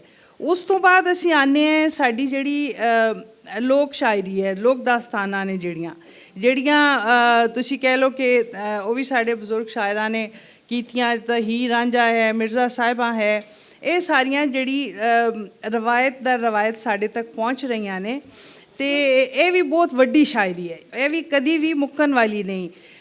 ਇਹ ਮੈਂ ਜ਼ਰੂਰ ਕਹਿੰਦੀ ਹਾਂ ਕਿ ਜਿਸ ਤਰ੍ਹਾਂ ਇਹ ਸਾਡੇ ਫੈਸਟੀਵਲਸ ਵਗੈਰਾ ਹੁੰਦੇ ਨੇ, ਇਹਨਾਂ ਦੇ ਵਿੱਚ ਸੈਸ਼ਨਸ ਜ਼ਰੂਰ ਹੋਣੇ ਚਾਹੀਦੇ ਨੇ ਜਿਹਦੇ ਵਿੱਚ ਆਪਣਾ ਹੀਰ ਸੁਣਾਈ ਜਾਵੇ, ਜਿਹਦੇ ਵਿੱਚ ਜੁਗਨੀ ਦਾ ਇੱਕ ਸੈਸ਼ਨ ਹੋਵੇ, ਤਾਂ ਕਿ ਜਿਹੜੀ ਸਾਡੀ ਨਵੀਂ ਨਸਲ ਬੈਠੀ ਹੋਈ ਹੈ ਉਹਨਾਂ ਤੱਕ ਉਹ ਸਾਰੀਆਂ ਚੀਜ਼ਾਂ ਵੀ ਪਹੁੰਚਣ। ਇਸ ਤੋਂ ਇਲਾਵਾ ਜਿਹੜੀ ਸ਼ਾਇਰੀ ਦੀਆਂ ਅਹਿਮ ਸਿਨਫਾਂ ਕਹਿ ਲਓ ਤੁਸੀਂ ਜਾਂ ਸ਼ੋਬੇ ਜੇ ਅਸੀਂ ਕਰੀਏ, ਤੇ ਆਪਣਾ ਜਿਹੜੀਆਂ ਹੈਗੀਆਂ ਨੇ ਲੋਰੀਆਂ ਨੇ, ਜਿਹੜੀਆਂ ਸਾਡੀਆਂ ਮਾਵਾਂ, ਸਾਡੀਆਂ ਤਾਈਆਂ, ਚਾਚੀਆਂ, ਮਾਮੀਆਂ ਨੇ ਬੱਚਿਆਂ ਨੂੰ ਗੋਦਾਂ ਦੇ ਵਿੱਚ ਲੈ ਕੇ ਜਿਹੜੀਆਂ ਪੰਜਾਬੀ ਦੇ ਵਿੱਚ ਲੋਰੀਆਂ ਲਿਖੀਆਂ ਨੇ, ਉਹਨਾਂ ਦੀ ਬਹੁਤ ਅਹਿਮੀਅਤ ਹੈ। ਮੈਂ ਸਮਝਦੀ ਹਾਂ ਕਿ ਉਹ ਥੋੜ੍ਹੀ ਇਹ ਰਵਾਇਤਾਂ ਜਿਹੜੀਆਂ ਨੇ ਵਕਤ ਦੇ ਨਾਲ ਚੂੰਕਿ ਜ਼ਮਾਨਾ ਹੁਣ ਥੋੜ੍ਹਾ ਅੱਗੇ ਲੰਘਦਾ ਜਾ ਰਿਹਾ, ਜਿਹਦੇ ਵਿੱਚ ਇਹ ਮੈਂ ਸਿਰਫ ਪੰਜਾਬੀ ਦੀ ਸਿਨਫਾਂ ਦੀ ਗੱਲ ਨਹੀਂ ਕਰ ਰਹੀ, ਪੁਰਾਣੀਆਂ ਜਿੰਨੀਆਂ ਵੀ ਰੀਤਾਂ ਰਵਾਇਤਾਂ ਨੇ ਉਹਨਾਂ ਨੂੰ ਅਸੀਂ ਭੁੱਲਦੇ ਪਏ ਹਾਂ, ਤੇ ਇਹਨਾਂ ਨੂੰ ਜ਼ਿੰਦਾ ਰੱਖਣ ਵਾਸਤੇ ਬਹਰਹਾਲ ਇਹ ਜਿਹੜੇ ਢੋਲੇ ਨੇ, ਇਹ ਜਿਹੜੇ ਮਾਹੀਏ ਨੇ, ਜਿਹੜੇ ਵਿਆਹਾਂ ਸ਼ਾਦੀਆਂ 'ਤੇ ਹਾਲੇ ਵੀ ਗਾਏ ਜਾਂਦੇ ਨੇ, ਜਿਹੜੀਆਂ ਵਾਰਾਂ ਨੇ, ਜਿਹੜੇ ਅਸੀਂ ਆਪਣੇ ਹੀਰੋ ਜਿਹੜੇ ਸਾਡੇ ਗੁਜ਼ਰੇ ਨੇ ਉਹਨਾਂ ਦੀ ਤਾਰੀਫ ਕਰਨ ਵਾਸਤੇ, ਔਰ ਇਹ ਸਾਰੀਆਂ ਸ਼ੈਵਾਂ ਜਿਹੜੀਆਂ ਨੇ ਇਹ ਬੜੀਆਂ ਮਕਬੂਲ ਚੀਜ਼ਾਂ ਨੇ, ਹਾਲੇ ਵੀ ਬੋਲੀਆਂ ਲਿਖੀਆਂ ਜਾ ਰਹੀਆਂ ਨੇ। ਟੱਪੇ ਤੁਸੀਂ ਮੇਰਾ ਖਿਆਲ ਹੈ ਇੱਥੇ ਜਿੰਨੇ ਬੈਠੇ ਨੇ ਸਭ ਨੂੰ ਪਤਾ ਹੋਏਗਾ ਕਿ ਟੱਪੇ ਦੀ ਜਿਹੜੀ ਜਦੋਂ ਕਿਸੇ ਦੇ ਮੁਕਾਬਲਾ ਦੋ ਟੀਮਾਂ ਦਾ ਹੁੰਦਾ ਹੈ ਤੇ ਉਹ ਕਿੰਨੀ ਮਜ਼ੇਦਾਰ ਚੀਜ਼ ਹੁੰਦੀ, ਵਿਆਹਾਂ ਸ਼ਾਦੀਆਂ 'ਤੇ ਉਹ ਸਾਰੀਆਂ ਚੀਜ਼ਾਂ ਹੁੰਦੀਆਂ ਨੇ। ਉਸ ਤੋਂ ਬਾਅਦ ਅਸੀਂ ਆਉਂਦੇ ਹਾਂ ਕਿ ਜਿਹੜੀ ਸਾਡੇ 65 ਤੋਂ 47 ਤੋਂ ਲੈ ਕੇ ਤੇ ਜਿਹੜੀ 65 ਤੱਕ ਦੇ ਜਿਹੜੇ ਸ਼ਾਇਰ ਆਏ ਨੇ ਉਹ ਫਿਰ ਨਜ਼ਮ ਵੱਲ ਆਏ ਨੇ ਜੀ। ਉਸ ਤੋਂ ਪਹਿਲੇ ਅਸੀਂ ਪਿਛਲੀਆਂ ਸਦੀਆਂ ਦੇ ਵਿੱਚ ਮਸਨਵੀ ਤੇ ਰੁਬਾਈ ਤੇ ਇਹ ਸਾਰੇ ਹੁੰਦੇ ਹੋਏ ਫਿਰ ਲੋਕ ਦਾਸਤਾਨਾ, ਸੂਫੀ ਸ਼ਾਇਰੀ, ਟੱਪੇ, ਢੋਲੇ, ਮਾਹੀਏ। ਉਸ ਤੋਂ ਬਾਅਦ ਫਿਰ ਜਿਹੜੇ ਸਾਡੇ ਆਏ ਨਾ ਅਹਿਮਦ ਰਾਹੀ ਸਾਹਿਬ ਜੀ, ਜਾਂ ਆਏ ਸਾਡੇ ਸ਼ਰੀਫ ਕੁੰਜਾਈ ਸਾਹਿਬ, ਉਹਨਾਂ ਨੇ ਜਿਹੜਾ ਨਜ਼ਮ ਦੇ ਵਿੱਚ ਕੰਮ ਸ਼ੁਰੂ ਕੀਤਾ ਨਾ, ਉਹ ਸਮਝ ਲਓ ਤੁਸੀਂ ਕਿ ਉਹ ਫਿਰ ਉਸ ਤੋਂ ਪਹਿਲੇ ਮੁੱਢ ਪੈ ਚੁੱਕਿਆ ਸੀ ਉਹਦਾ, ਪਰ ਉਹਨਾਂ ਦੀਆਂ ਜਿਹੜੀਆਂ ਕਿਤਾਬਾਂ ਨੇ, ਜਿਹੜੀਆਂ ਹੈਗੀਆਂ ਨੇ, ਜਿਹੜੀ ਸਾਡੀ ਹਿਜਰਤ ਹੋਈ ਹੈ, ਜਿਹੜੀ ਸਾਡੀ ਵੰਡ ਹੋਈ ਹੈ, ਜਿਹੜੀ ਸਾਡੀ ਕਹਾਣੀ ਵੰਡ ਹੋਈ ਹੈ, ਉਸ ਨੂੰ ਆਪਣੀ ਸ਼ਾਇਰੀ ਦੇ ਵਿੱਚ ਕਿ ਕੀ ਸਦਮੇ ਚੁੱਕੇ ਗਏ, ਕੀ ਨੁਕਸਾਨ ਹੋਏ, ਅਸੀਂ ਪਿੱਛੇ ਕੀ ਛੱਡ ਆਏ, ਅਸੀਂ ਕੀ ਨਾਲ ਲੈ ਕੇ ਆਏ, ਇਹ ਜਿਹੜੀ ਸ਼ਾਇਰੀ ਸੀ ਇਹ ਬਹੁਤ ਹੀ ਮਜ਼ਬੂਤ ਸ਼ਾਇਰੀ ਹੈ। ਮੈਂ ਸਮਝਦੀ ਹਾਂ ਜ਼ਮੀਨ ਦਾ ਦੁੱਖ ਉਹਦੇ ਵਿੱਚ ਭਰਿਆ ਹੋਇਆ, ਔਰ ਇਹ ਵੀ ਜ਼ਿੰਦਾ ਰਹਿਣ ਵਾਲੀਆਂ ਗੱਲਾਂ ਨੇ ਕਿ ਅੱਜ ਵੀ ਅਸੀਂ ਜਦੋਂ ਬਹਿੰਦੇ ਹਾਂ ਤਾਂ ਅਸੀਂ ਇਹੋ ਯਾਦ ਕਰਦੇ ਹਾਂ ਕਿ ਅਸੀਂ ਸਾਡੇ ਵੱਡੇ ਜਿਹੜੇ ਨੇ ਉਹ ਕਿਵੇਂ ਹਿਜਰਤ ਕਰਕੇ ਤੇ ਆਪਣੇ ਉਹ ਵਾਲੀਆਂ ਥਾਵਾਂ ਛੱਡ ਕੇ ਤੇ ਨਵੀਆਂ ਥਾਵਾਂ। ਉਸ ਤੋਂ ਬਾਅਦ ਇੱਕ ਹੋਰ ਬਹੁਤ ਅਹਿਮ ਜਿਹੜਾ ਰਵੱਈਆ ਤੇ ਇੱਕ ਮੈਂ ਕਹਿੰਦੀ ਹਾਂ ਇੱਕ ਨਵੀਂ ਮੁੱਢ ਪਾਇਆ, ਉਹ ਆਪਣੇ ਮੁਨੀਰ ਨਿਆਜ਼ੀ ਸਾਹਿਬ ਸਨ ਜੀ। ਉਹਨਾਂ ਨੇ ਬਹੁਤ ਸਾਰੇ ਮੈਂ ਦੇਖਿਆ ਕਿ ਸਾਡੇ ਉਰਦੂ ਦੇ ਸ਼ਾਇਰ ਜਿਹੜੇ ਨੇ ਉਹ ਪੰਜਾਬੀ ਵੱਲ ਵੀ ਆਏ, ਉਹਨਾਂ ਨੇ ਦੋਨਾਂ ਜ਼ੁਬਾਨਾਂ 'ਚ ਲਿਖਿਆ। ਮਤਲਬ ਮੈਂ ਸਜ਼ਾਵਾਰ ਮੈਂ ਆਪਣੇ ਆਪ ਨੂੰ ਇਸ ਤਰ੍ਹਾਂ ਸਮਝਦੀ ਹਾਂ ਕਿ ਮੈਂ ਵੀ ਪਹਿਲੇ ਉਰਦੂ 'ਚ ਹੀ ਲਿਖਿਆ, ਪਰ ਜਦ ਤੱਕ ਤੁਸੀਂ ਆਪਣੀ ਪੰਜਾਬੀ ਜ਼ੁਬਾਨ 'ਚ ਨਾ ਲਿਖ ਲਓ, ਮੈਂ ਸੱਚੀ ਗੱਲ ਦੱਸਦੀ ਹਾਂ ਕਿ ਸਵਾਦ ਕੋਈ ਨਹੀਂ ਆਉਂਦਾ ਜਦ ਤੱਕ ਆਪਣੀ ਮਾਂ ਬੋਲੀ 'ਚ ਨਾ ਬੋਲ ਲਈਏ ਅਸੀਂ। ਤੇ ਮੁਨੀਰ ਨਿਆਜ਼ੀ ਹੋਰਾਂ ਦੀ ਜਿਹੜੀ ਸ਼ਾਇਰੀ ਹੈ ਉਹ ਬਿਲਕੁਲ ਇੱਕ ਇੱਕ ਨਵਾਂ ਜਹਾਨ ਸੀ। ਉਹਨਾਂ ਨੇ ਇੱਕ ਨਵਾਂ ਅਸਾਤੀਰੀ ਮਾਹੌਲ ਦਿਖਾਇਆ ਸਾਨੂੰ, ਖਾਬਾਂ ਤੇ ਖਿਆਲਾਂ ਦੀ ਸ਼ਾਇਰੀ ਸੀ, ਬੜੀ ਸੋਹਣੀ ਸ਼ਾਇਰੀ। ਅਤੇ ਉਸ ਤੋਂ ਬਾਅਦ ਮਤਲਬ ਮੈਂ ਪੀੜ੍ਹੀ ਦਰ ਪੀੜ੍ਹੀ ਦੀ ਗੱਲ ਨਹੀਂ ਕਰਦੀ, ਪਰ ਸਾਡੇ ਕੋਲ ਬਹੁਤ ਆਲਾ ਸ਼ਾਇਰ ਸਾਡੇ ਇਸ ਵਕਤ ਵੀ ਨੇ, ਇਸ ਤੋਂ 30 ਸਾਲ ਪਹਿਲੇ ਦੇ ਵੀ। ਸਾਡੇ ਨਜਮ ਹੁਸੈਨ ਸੈਯਦ ਸਾਹਿਬ ਦਾ ਨਾਮ ਕਿਵੇਂ ਅਸੀਂ ਛੱਡ ਸਕਦੇ ਹਾਂ, ਕਿ ਜਿਨ੍ਹਾਂ ਨੇ ਕਲਾਸੀਕੀ ਜ਼ੁਬਾਨ ਜਿਹੜੀ ਹੈ ਔਰ ਜਿਹੜੇ ਰਵੱਈਏ ਨੇ ਉਹਨਾਂ ਨੂੰ ਜ਼ਿੰਦਾ ਰੱਖਣ ਲਈ ਨਵੇਂ ਤਜਰਬੇ ਜਿਹੜੇ ਆਪਣੀ ਸ਼ਾਇਰੀ ਦੇ ਵਿੱਚ ਕੀਤੇ ਨੇ। ਆਪਣੇ ਮੁਸ਼ਤਾਕ ਸੂਫੀ ਹੋਰੀ ਨੇ। ਉਸ ਤੋਂ ਬਾਅਦ ਜੇ ਅੱਜ ਦੀ ਗੱਲ ਕਰੀਏ ਤਾਂ ਮੇਰੇ ਇਤਜ਼ਾਦ ਸਾਹਿਬ ਵੀ ਬੈਠੇ ਹੋਏ ਨੇ, ਜਿਹੜੇ ਹੁਣ ਸ਼ਾਇਰੀ ਤੋਂ ਨੱਸ ਗਏ ਨੇ। ਵੈਸੇ ਮੈਂ ਦੱਸਾਂ ਨਾਵਲ ਵੱਲ ਅਤੇ ਨਸਰ ਵੱਲ ਆ ਗਏ ਨੇ, ਪਰ ਇਹ ਬੜੇ ਸੁਥਰੇ ਸ਼ਾਇਰ ਨੇ। ਆਪਣੇ ਸਾਡੇ ਅਫਜ਼ਲ ਸਾਹਿਰ ਹੈ, ਸੁਗਰਾ ਹੋਰੀ ਨਾਲ ਬੈਠੇ ਹੋਏ ਨੇ। ਇਸ ਤੋਂ ਇਲਾਵਾ ਸਾਡੀ ਨਸਰੀਨ ਅੰਜੁਮ ਭੱਟੀ ਸਾਹਿਬਾ ਦਾ ਜ਼ਿਕਰ ਅਸੀਂ ਕਿਵੇਂ ਨਹੀਂ ਕਰ ਸਕਦੇ, ਕਿ ਜਿਨ੍ਹਾਂ ਨੇ ਔਰਤ ਦੇ ਮੁੱਢਲੇ ਜਿਹੜੇ ਦੁੱਖ ਸਨ। ਸਰਵਤ ਮਹੀਉਦੀਨ ਹੋਰੀ ਨੇ। ਇਸ ਵਕਤ ਮਾਡਰਨ ਸ਼ਾਇਰੀ ਜਿਹੜੀ ਕਰ ਰਹੀਆਂ ਨੇ ਉਹ ਅੰਜੁਮ ਕੁਰੈਸ਼ੀ ਹੋਰੀ, ਬਹੁਤ ਔਰਤ ਦੇ ਜਿਹੜੇ ਉਹ ਲੁਕੇ ਪਏ ਜਿਹੜੇ ਤੁਸੀਂ ਕਹਿ ਲਓ ਐਂਗਲ ਹੈ ਨੇ ਜ਼ਿੰਦਗੀ ਦੇ, ਉਹਨਾਂ ਨੂੰ ਵੀ ਉਹ ਸਾਹਮਣੇ ਲੈ ਕੇ ਆ ਰਹੀਆਂ ਨੇ। ਅਤੇ ਮੈਂ ਸਮਝਦੀ ਹਾਂ ਕਿ ਆਪਾਂ ਕੁਛ ਵੀ ਲਿਖੀਏ, ਕਿਸੇ ਸਿਨਫ 'ਚੋਂ ਲਿਖੀਏ, ਆਪਣੀ ਢੋਲਾ ਲਿਖੀਏ, ਮਾਈਆ ਲਿਖੀਏ, ਟੱਪਾ ਲਿਖੀਏ, ਨਜ਼ਮ ਲਿਖੀਏ, ਕਿ ਨਸਰੀ ਨਜ਼ਮ ਲਿਖੀਏ, ਕਿ ਪਾਬੰਦ ਨਜ਼ਮ ਲਿਖੀਏ, ਲੇਕਿਨ ਪੰਜਾਬੀ 'ਚ ਲਿਖੀਏ ਜ਼ਰੂਰ। ਬਿਲਕੁਲ ਬਿਲਕੁਲ, ਇਹ ਮੇਰੀ ਖਾਹਿਸ਼ ਹੈ। ਸ਼ਾਇਰੀ ਦੀ ਕਿਉਂਕਿ ਗੱਲ ਹੋ ਰਹੀ ਹੈ, ਚੱਲ ਰਹੀ ਹੈ, ਅਤੇ ਮੈਂ ਅਲੀ ਉਸਮਾਨ ਬਾਜਵਾ ਤੁਹਾਡੇ ਕੋਲੋਂ ਪੁੱਛਣਾ ਚਾਹਾਂਗੀ ਕਿ ਸਾਡੀ ਜਿਹੜੀ ਨਵੀਂ ਨਜ਼ਮ ਹੈ ਉਹਦੇ ਵਿੱਚ ਉਹ ਪੁਰਾਣੀ ਨਜ਼ਮਾਂ ਅਤੇ ਉਸੇ ਪੁਰਾਣੀ ਸ਼ਾਇਰੀ ਦਾ ਰੰਗ ਜਿਹੜਾ ਹੈ ਉਹ ਉਗੜਵਾਏ। ਅਸੀਂ ਸ਼ਰੀਫ ਕੁੰਜਾਹੀ, ਅਹਿਮਦ ਰਾਹੀ, ਮੁਨੀਰ ਨਿਆਜ਼ੀ, ਸ਼ਿਵ ਕੁਮਾਰ ਬਟਾਲਵੀ ਅਤੇ ਪਾਸ਼ ਦੇ ਅਸਰ ਤੋਂ ਨਿਕਲ ਨਹੀਂ ਪਾ ਰਹੇ। ਨਵੇਂ ਸ਼ਾਇਰ ਉਹਨਾਂ ਦੇ ਅਸਰ ਤੋਂ ਕਿਉਂ ਨਹੀਂ ਨਿਕਲ ਪਾ ਰਹੇ, ਤੁਸੀਂ ਦੱਸੋ। ਬਹੁਤ ਸ਼ੁਕਰੀਆ ਰਿਸ਼ਮ ਤੁਹਾਡਾ, ਔਰ ਬਹੁਤ ਸ਼ੁਕਰੀਆ ਆਰਗੇਨਾਈਜ਼ਰਸ ਦਾ। ਲੇਕਿਨ ਰੱਬ ਜਾਣੇ ਉਹਨਾਂ ਨੂੰ ਕਿਉਂ ਲੱਗਾ ਕਿ ਮੈਂ ਉਹ ਬੰਦਾ ਵਾਂ ਜਿਹੜਾ ਸ਼ਾਇਰੀ ਦੇ ਭਰਵੀਂ ਗੱਲ ਕਰ ਸਕਦਾ। ਹਾਲਾਂਕਿ ਮੇਰੇ ਇੰਟਰੋ 'ਚ ਵੀ ਕਹਾਣੀ ਲਿਖਿਆ। ਮੈਂ ਇੱਕ ਕਾਰੀ ਦੇ ਤੌਰ 'ਤੇ ਜ਼ਰੂਰ ਗੱਲ ਕਰ ਸਕਾਂਗਾ, ਸ਼ਾਇਦ ਐਨਾਲਿਸਟ ਦੇ ਤੌਰ 'ਤੇ, ਕ੍ਰਿਟਿਕ ਦੇ ਤੌਰ 'ਤੇ, ਪਰਖ ਪੜਚੋਲ ਕਰਨ ਵਾਲਾ ਬੰਦਾ ਸ਼ਾਇਦ ਸ਼ਾਇਰੀ ਦੇ ਹਵਾਲੇ ਨਾਲ ਨਹੀਂ। 21ਵੀਂ ਸਦੀ ਦੇ ਸਾਹਿਤ ਦੀ, ਸੁਲੇਖ ਦੀ, ਅਦਬ ਦੀ ਗੱਲ ਹੋ ਰਹੀ ਔਰ ਉਹਦੇ 'ਚ ਸ਼ਾਇਰੀ ਦੇ ਪੱਖ ਦੀ ਗੱਲ ਹੋ ਰਹੀ। ਔਰ ਸਵਾਲ ਇਹ ਕਿ ਕਿਉਂ ਸ਼ਿਵ ਕੁਮਾਰ ਬਟਾਲਵੀ ਔਰ ਪਾਸ਼ ਔਰ ਇਹ ਸਾਰੇ ਜਿਹੜੇ ਸ਼ਾਇਰ ਨੇ ਰੀਸੈਂਟ ਪਾਸ ਦੇ, ਉਹ ਸਾਡੀ ਅੱਜ ਦੀ ਸ਼ਾਇਰੀ ਦੇ ਵਿੱਚ ਨਜ਼ਰ ਆਉਂਦੇ ਨੇ। ਮੇਰਾ ਇਹਦੇ ਜਿਹੜਾ ਥੀਸਿਸ ਉਹ ਇਸ ਤਰ੍ਹਾਂ ਹੈ ਕਿ ਕਿਸੇ ਵੀ ਜ਼ੁਬਾਨ ਦੇ ਜਿਹੜੇ ਲੇਖਕ ਹੁੰਦੇ ਨੇ ਜਾਂ ਕਿਸੇ ਵੀ ਦੌਰ ਦੇ ਵਿੱਚ ਕੁਝ ਲੇਖਕ ਹੁੰਦੇ ਨੇ, ਉਹ ਚੰਦ ਹੁੰਦੇ ਨੇ, ਥੋੜ੍ਹੇ ਵੱਡੇ ਦਿਮਾਗ ਪੈਦਾ ਹੁੰਦੇ ਨੇ ਹਰ ਇਰਾ ਦੇ ਵਿੱਚ। ਪੰਜਾਬੀ ਜ਼ੁਬਾਨ ਦੇ ਨਾਲ ਇਹ ਹੁੰਦਾ ਹੈ ਕਿ ਸਾਡੇ ਨੌਜਵਾਨ ਕੁੜੀਆਂ ਮੁੰਡੇ ਯੂਨੀਵਰਸਿਟੀਆਂ ਜਦੋਂ ਆਉਂਦੇ ਨੇ, ਪੜ੍ਹਦੇ ਲਿਖਦੇ ਨੇ, ਉਹਨਾਂ 'ਚੋਂ ਕੋਈ ਬਿਹਤਰ ਨੌਲੇਜ ਰੱਖਣ ਵਾਲੇ, ਸਮਝ ਬੂਝ ਰੱਖਣ ਵਾਲੇ ਜਿਹੜੇ ਬੱਚੇ ਹੁੰਦੇ ਨੇ, ਉਹ ਜ਼ਿਆਦਾਤਰ ਉਰਦੂ 'ਚ ਲਿਖ ਰਹੇ ਹੁੰਦੇ ਨੇ। ਇਸੇ ਤਰ੍ਹਾਂ ਸ਼ਾਇਰੀ ਦਾ ਵੀ ਇਹੀ ਸਿਲਸਿਲਾ ਹੈ, ਨਸਰ ਦਾ ਵੀ ਇਹੀ ਸਿਲਸਿਲਾ ਹੈ। ਸਾਡੇ ਪੰਜਾਬੀ ਦੇ ਕਹਾਣੀਕਾਰ ਜਿਹੜੇ ਨੇ ਉਹ ਖੁੰਝ ਜਾਂਦੇ ਨੇ। ਸਾਡੇ ਪੰਜਾਬੀ ਦੇ ਜਿਹੜੇ ਸ਼ਾਇਰ ਨੇ ਉਹ ਕਾਫੀ ਘੱਟ ਜਾਂਦੇ ਨੇ। ਕੁਆਲਿਟੀ ਉਦੋਂ ਆਉਂਦੀ ਹੈ ਜਦੋਂ ਕੁਆਂਟਿਟੀ ਬਹੁਤ ਜ਼ਿਆਦਾ ਹੋਵੇ। ਅਗਰ 100 ਸ਼ਾਇਰੀ ਕਰਨ ਵਾਲੇ ਬੰਦੇ ਨੇ ਤਾਂ ਹੋ ਸਕਦਾ ਉਹ 'ਚ 5 ਬਹੁਤ ਵੱਡੇ ਵਧੀਆ ਸ਼ਾਇਰ ਤੁਹਾਨੂੰ ਮਿਲ ਜਾਣ। ਅਗਰ 1000 ਬੰਦਾ ਲਿਖਦਾ ਪਿਆ ਤੇ ਸ਼ਾਇਦ ਤੁਹਾਡੇ ਕੋਲ 20 ਦੇ ਕਰੀਬ ਸ਼ਾਇਰ ਤੁਹਾਨੂੰ ਬਿਹਤਰੀਨ ਮਿਲ ਜਾਣਗੇ। ਦੂਸਰਾ ਹੈ ਕਿ ਇਹਨਾਂ ਨੂੰ ਮਾਡਰਨ ਕਲਾਸਿਕ ਤੁਸੀਂ ਕਹਿ ਸਕਦੇ ਹੋ, ਸ਼ਿਵ ਕੁਮਾਰ ਬਟਾਲਵੀ ਨੂੰ, ਪਾਸ਼ ਨੂੰ ਔਰ ਇਹਨਾਂ ਦੇ ਨਾਲ ਦੇ ਸਾਰੇ ਜਿਹੜੇ ਸ਼ਾਇਰ ਨੇ। ਜਦੋਂ ਤੁਸੀਂ ਸ਼ਾਇਰੀ ਸ਼ੁਰੂ ਕਰਦੇ ਹੋ ਤੁਹਾਡੇ ਕੋਲ ਕੋਈ ਰੈਫਰੈਂਸ ਪੁਆਇੰਟ ਹੋਣਾ ਚਾਹੀਦਾ, ਯਾਨੀ ਤੁਸੀਂ ਸ਼ਾਇਰੀ ਪੜ੍ਹਦੇ ਹੋ। ਕਲਾਸਿਕ ਹਰ ਕੋਈ ਪੜ੍ਹਦਾ, ਲੇਕਿਨ ਕਲਾਸਿਕ ਜਿਹੜਾ ਹੈ ਉਹਨੂੰ ਲਿਖਣਾ, ਉਹਨੂੰ ਸਿਰਜਣਾ, ਮੁੜ ਕੇ ਬਣਾਉਣਾ ਜ਼ਾਹਿਰ ਹਰ ਜ਼ੁਬਾਨ ਦੇ ਵਿੱਚ ਔਖਾ ਹੁੰਦਾ। ਜਦੋਂ ਤੁਸੀਂ ਸ਼ਿਵ ਨੂੰ ਪੜ੍ਹਦੇ ਹੋ ਤਾਂ ਤੁਹਾਡੇ ਦਿਲ ਦੀ ਗੱਲ ਲੱਗਦੀ ਹੈ, ਹਿਜਰ ਦੀ ਗੱਲ ਹੈ, ਵਿਸਾਲ ਦੀ ਗੱਲ ਹੈ, ਮੁਹੱਬਤ ਦੀ ਗੱਲ ਹੈ, ਦੁੱਖ ਦੀ ਗੱਲ ਹੈ। ਔਰ ਦੁੱਖ ਸ਼ਾਇਦ ਕਿਸੇ ਵੀ ਦੌਰ ਦੇ ਵਿੱਚ ਖਤਮ ਨਹੀਂ ਹੁੰਦਾ। ਇਹ ਸ਼ਾਇਰ ਜਦੋਂ ਇਹਨਾਂ ਤੋਂ ਪਾਣੀ ਲੈਂਦੇ ਨੇ, ਇਹਨਾਂ ਤੋਂ ਸਿੱਖਦੇ ਨੇ, ਤੇ ਉਹਦਾ ਰੰਗ ਉਹਨਾਂ ਦੀ ਸ਼ਾਇਰੀ ਦੇ ਵਿੱਚ ਕਿਤੇ ਨਾ ਕਿਤੇ ਨਜ਼ਰ ਆਉਣਾ ਸ਼ੁਰੂ ਹੋ ਜਾਂਦਾ। ਲੇਕਿਨ ਅਗਰ ਉਹ ਆਪਣਾ ਰੰਗ ਨਹੀਂ ਬਣਾਉਂਦੇ ਔਰ ਕੰਟੀਨਿਊਸਲੀ ਲਗਾਤਾਰ ਹੀ ਸ਼ਿਵ ਵਰਗਾ ਬਣਨ ਦੀ ਕੋਸ਼ਿਸ਼ ਕਰਦੇ ਨੇ ਜਾਂ ਸ਼ਿਵ ਲਿਖਣ ਦੀ ਕੋਸ਼ਿਸ਼ ਕਰਦੇ ਨੇ, ਫਿਰ ਉਹ ਪ੍ਰੋਬਲਮੈਟਿਕ ਹੋ ਜਾਂਦਾ ਸਿਲਸਿਲਾਕਾਰ। ਨਵਾਂ ਰੰਗ ਲੱਭਣਾ, ਆਪਣਾ ਰੰਗ ਦੀ ਉਹਦੀ ਛਾਪ ਦੇਣਾ, ਆਪਣਾ ਉਸਲੂਬ ਬਣਾਉਣਾ, ਇਹ ਬਹੁਤ ਮੁਸ਼ਕਿਲ ਕੰਮ ਹੁੰਦਾ ਜ਼ਾਹਿਰ ਹੈ। ਜਿਵੇਂ ਸਦੀਆਂ ਦੇ ਵਿੱਚ ਵੱਡੇ ਨਾਂ ਪੈਦਾ ਹੁੰਦੇ ਨੇ ਜਿਹਦਾ ਜ਼ਿਕਰ ਕੀਤਾ, ਇੱਕ ਤਾਂ ਇਹ ਉਹਦੀ ਵਜ੍ਹਾ ਹੋ ਸਕਦੀ ਹੈ। ਦੂਸਰਾ, ਮੁਸ਼ਾਇਰੇ ਦੇ ਕਲਚਰ ਦੇ ਵਿੱਚ ਜਿਵੇਂ ਅਸੀਂ ਸਾਰੇ ਜਾਣਦੇ ਹਾਂ, ਕੁਝ ਸ਼ਾਇਰ ਮੁਸ਼ਾਇਰੇ ਦੇ ਹੁੰਦੇ ਨੇ, ਕੁਝ ਜਿਹੜੇ ਨੇ ਉਹ ਜ਼ਿਆਦਾ ਦੇਰ ਜ਼ਿੰਦਾ ਰਹਿਣ ਵਾਸਤੇ ਸ਼ਾਇਦ ਸ਼ਾਇਰੀ ਕਰਦੇ ਨੇ। ਤਾਂ ਮੁਸ਼ਾਇਰੇ ਵਿੱਚ ਕੁਝ ਚੀਜ਼ਾਂ ਦੀ ਵਾਹ-ਵਾਹ ਮਿਲਦੀ ਹੈ ਔਰ ਉਸ ਵਾਹ-ਵਾਹ ਦੇ ਵਿੱਚ ਸ਼ਾਇਰ ਗਵਾਚ ਜਾਂਦਾ।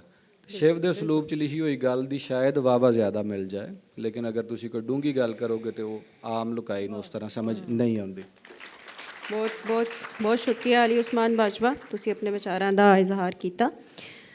ਹੁਣ ਮੈਂ ਡਾਕਟਰ ਸੁਗਰਾ ਸਦਫ ਹੋਰਾਂ ਦੇ ਸਾਹਮਣੇ ਬੇਨਤੀ ਕਰਾਂਗੀ ਕਿ ਪੰਜਾਬੀ ਕਹਾਣੀ ਦੇ ਖੇਤਰ ਵਿੱਚ ਸਾਡੇ ਕੋਲ ਬਹੁਤ ਸਾਰੀ ਸਵਾਣੀ ਲਿਖਾਰਨਾਂ ਰਹੀਆਂ ਨੇ ਜਿਨ੍ਹਾਂ ਦਾ ਨਾਂ ਕਿਸੇ ਤਾਰੁਫ ਦਾ ਮੁਹਤਾਜ ਨਹੀਂ, ਜਿਵੇਂ ਰਿਫਤ ਨੇ, ਅਫਜ਼ਲ ਤੋਸੀਫ, ਫਰਹੰਦਾ ਲੋਧੀ, ਕੈਕਸ਼ਾ ਮਲਿਕ, ਖਾਲਦਾ ਮਲਿਕ, ਹੋਰ ਵੀ ਬਹੁਤ ਸਾਰੇ ਨਾਂ ਨੇ। ਅਤੇ ਤੁਸੀਂ ਸਵਾਣੀ ਲਿਖਾਰਨਾਂ ਦਾ ਜਿਹੜਾ ਕਿਰਦਾਰ ਹੈ, ਜਿਹੜਾ ਰੋਲ ਹੈ ਪੰਜਾਬੀ ਅਦਬ ਵਿੱਚ, ਪੰਜਾਬੀ ਅਦਬ ਦੀ ਵਧਾਂਤ ਵਿੱਚ, ਉਹਨੂੰ ਤੁਸੀਂ ਕਿਸ ਤਰ੍ਹਾਂ ਦੇਖਦੇ ਹੋ? ਬਹੁਤ ਸ਼ੁਕਰੀਆ ਰੇਸ਼ਮ। ਅੱਜ ਦਾ ਸੈਸ਼ਨ ਮਾਸ਼ਾਅੱਲਾ ਬਹੁਤ ਹੀ ਖੂਬਸੂਰਤ ਔਰ ਬਹੁਤ ਹੀ ਭਰਵੀਂ ਗੱਲ ਕੀਤੀ ਸਭ ਨੇ। ਇਜਾਜ਼ ਨੇ ਜਿਸ ਤਰ੍ਹਾਂ ਵੇਰਵਾ ਕੀਤਾ, ਜ਼ਾਇਦ ਨੇ ਔਰ ਬਾਕੀ ਵੀ ਲੋਕਾਂ ਨੇ, ਤੇ ਮੇਰੇ ਖਿਆਲ ਹੈ ਕਿ ਇੱਕ ਸੁਣਨ ਵਾਲਿਆਂ ਨੂੰ ਜਾਣਕਾਰੀ ਮਿਲ ਗਈ ਪੰਜਾਬੀ ਅਦਬ ਦੇ ਹਵਾਲੇ ਨਾਲ ਕਿ ਅੱਜ ਤੱਕ ਪੰਜਾਬੀ ਕਹਾਣੀ ਕਿਤਨੀ ਕੁ ਲਿਖੀ ਗਈ, ਨਾਵਲ ਕਿਤਨਾ ਕੁ ਲਿਖਾ ਗਿਆ, ਸ਼ਾਇਰੀ ਜੋ ਕੁਝ ਕੰਮ ਹੋਇਆ, ਤੇ ਸਾਡਾ ਬੜਾ ਇੱਕ ਰਿਚ ਅਦਬ ਹੈ ਔਰ ਸਾਨੂੰ ਮਾਣ ਕਰਨਾ ਚਾਹੀਦਾ। ਜਿਸ ਤਰ੍ਹਾਂ ਜ਼ਾਇਦ ਨੇ ਵੀ ਕਿਹਾ ਕਿ ਪਹਿਲਾਂ ਤਾਂ ਅਸੀਂ ਫਖਰ ਕਰਨਾ ਸਿੱਖੀਏ ਕਿ ਅਸੀਂ ਇੱਕ ਵੱਡੀ ਜ਼ਬਾਨ ਦੇ ਵਾਰਿਸ ਹਾਂ, ਜਿਹੜੀ ਦੁਨੀਆ ਦੀ 7ਵੀਂ 8ਵੀਂ ਜ਼ਬਾਨ ਹੈ ਔਰ ਜਿਹਨੂੰ ਕਰੋੜਾਂ ਲੋਕ ਬੋਲਦੇ ਨੇ।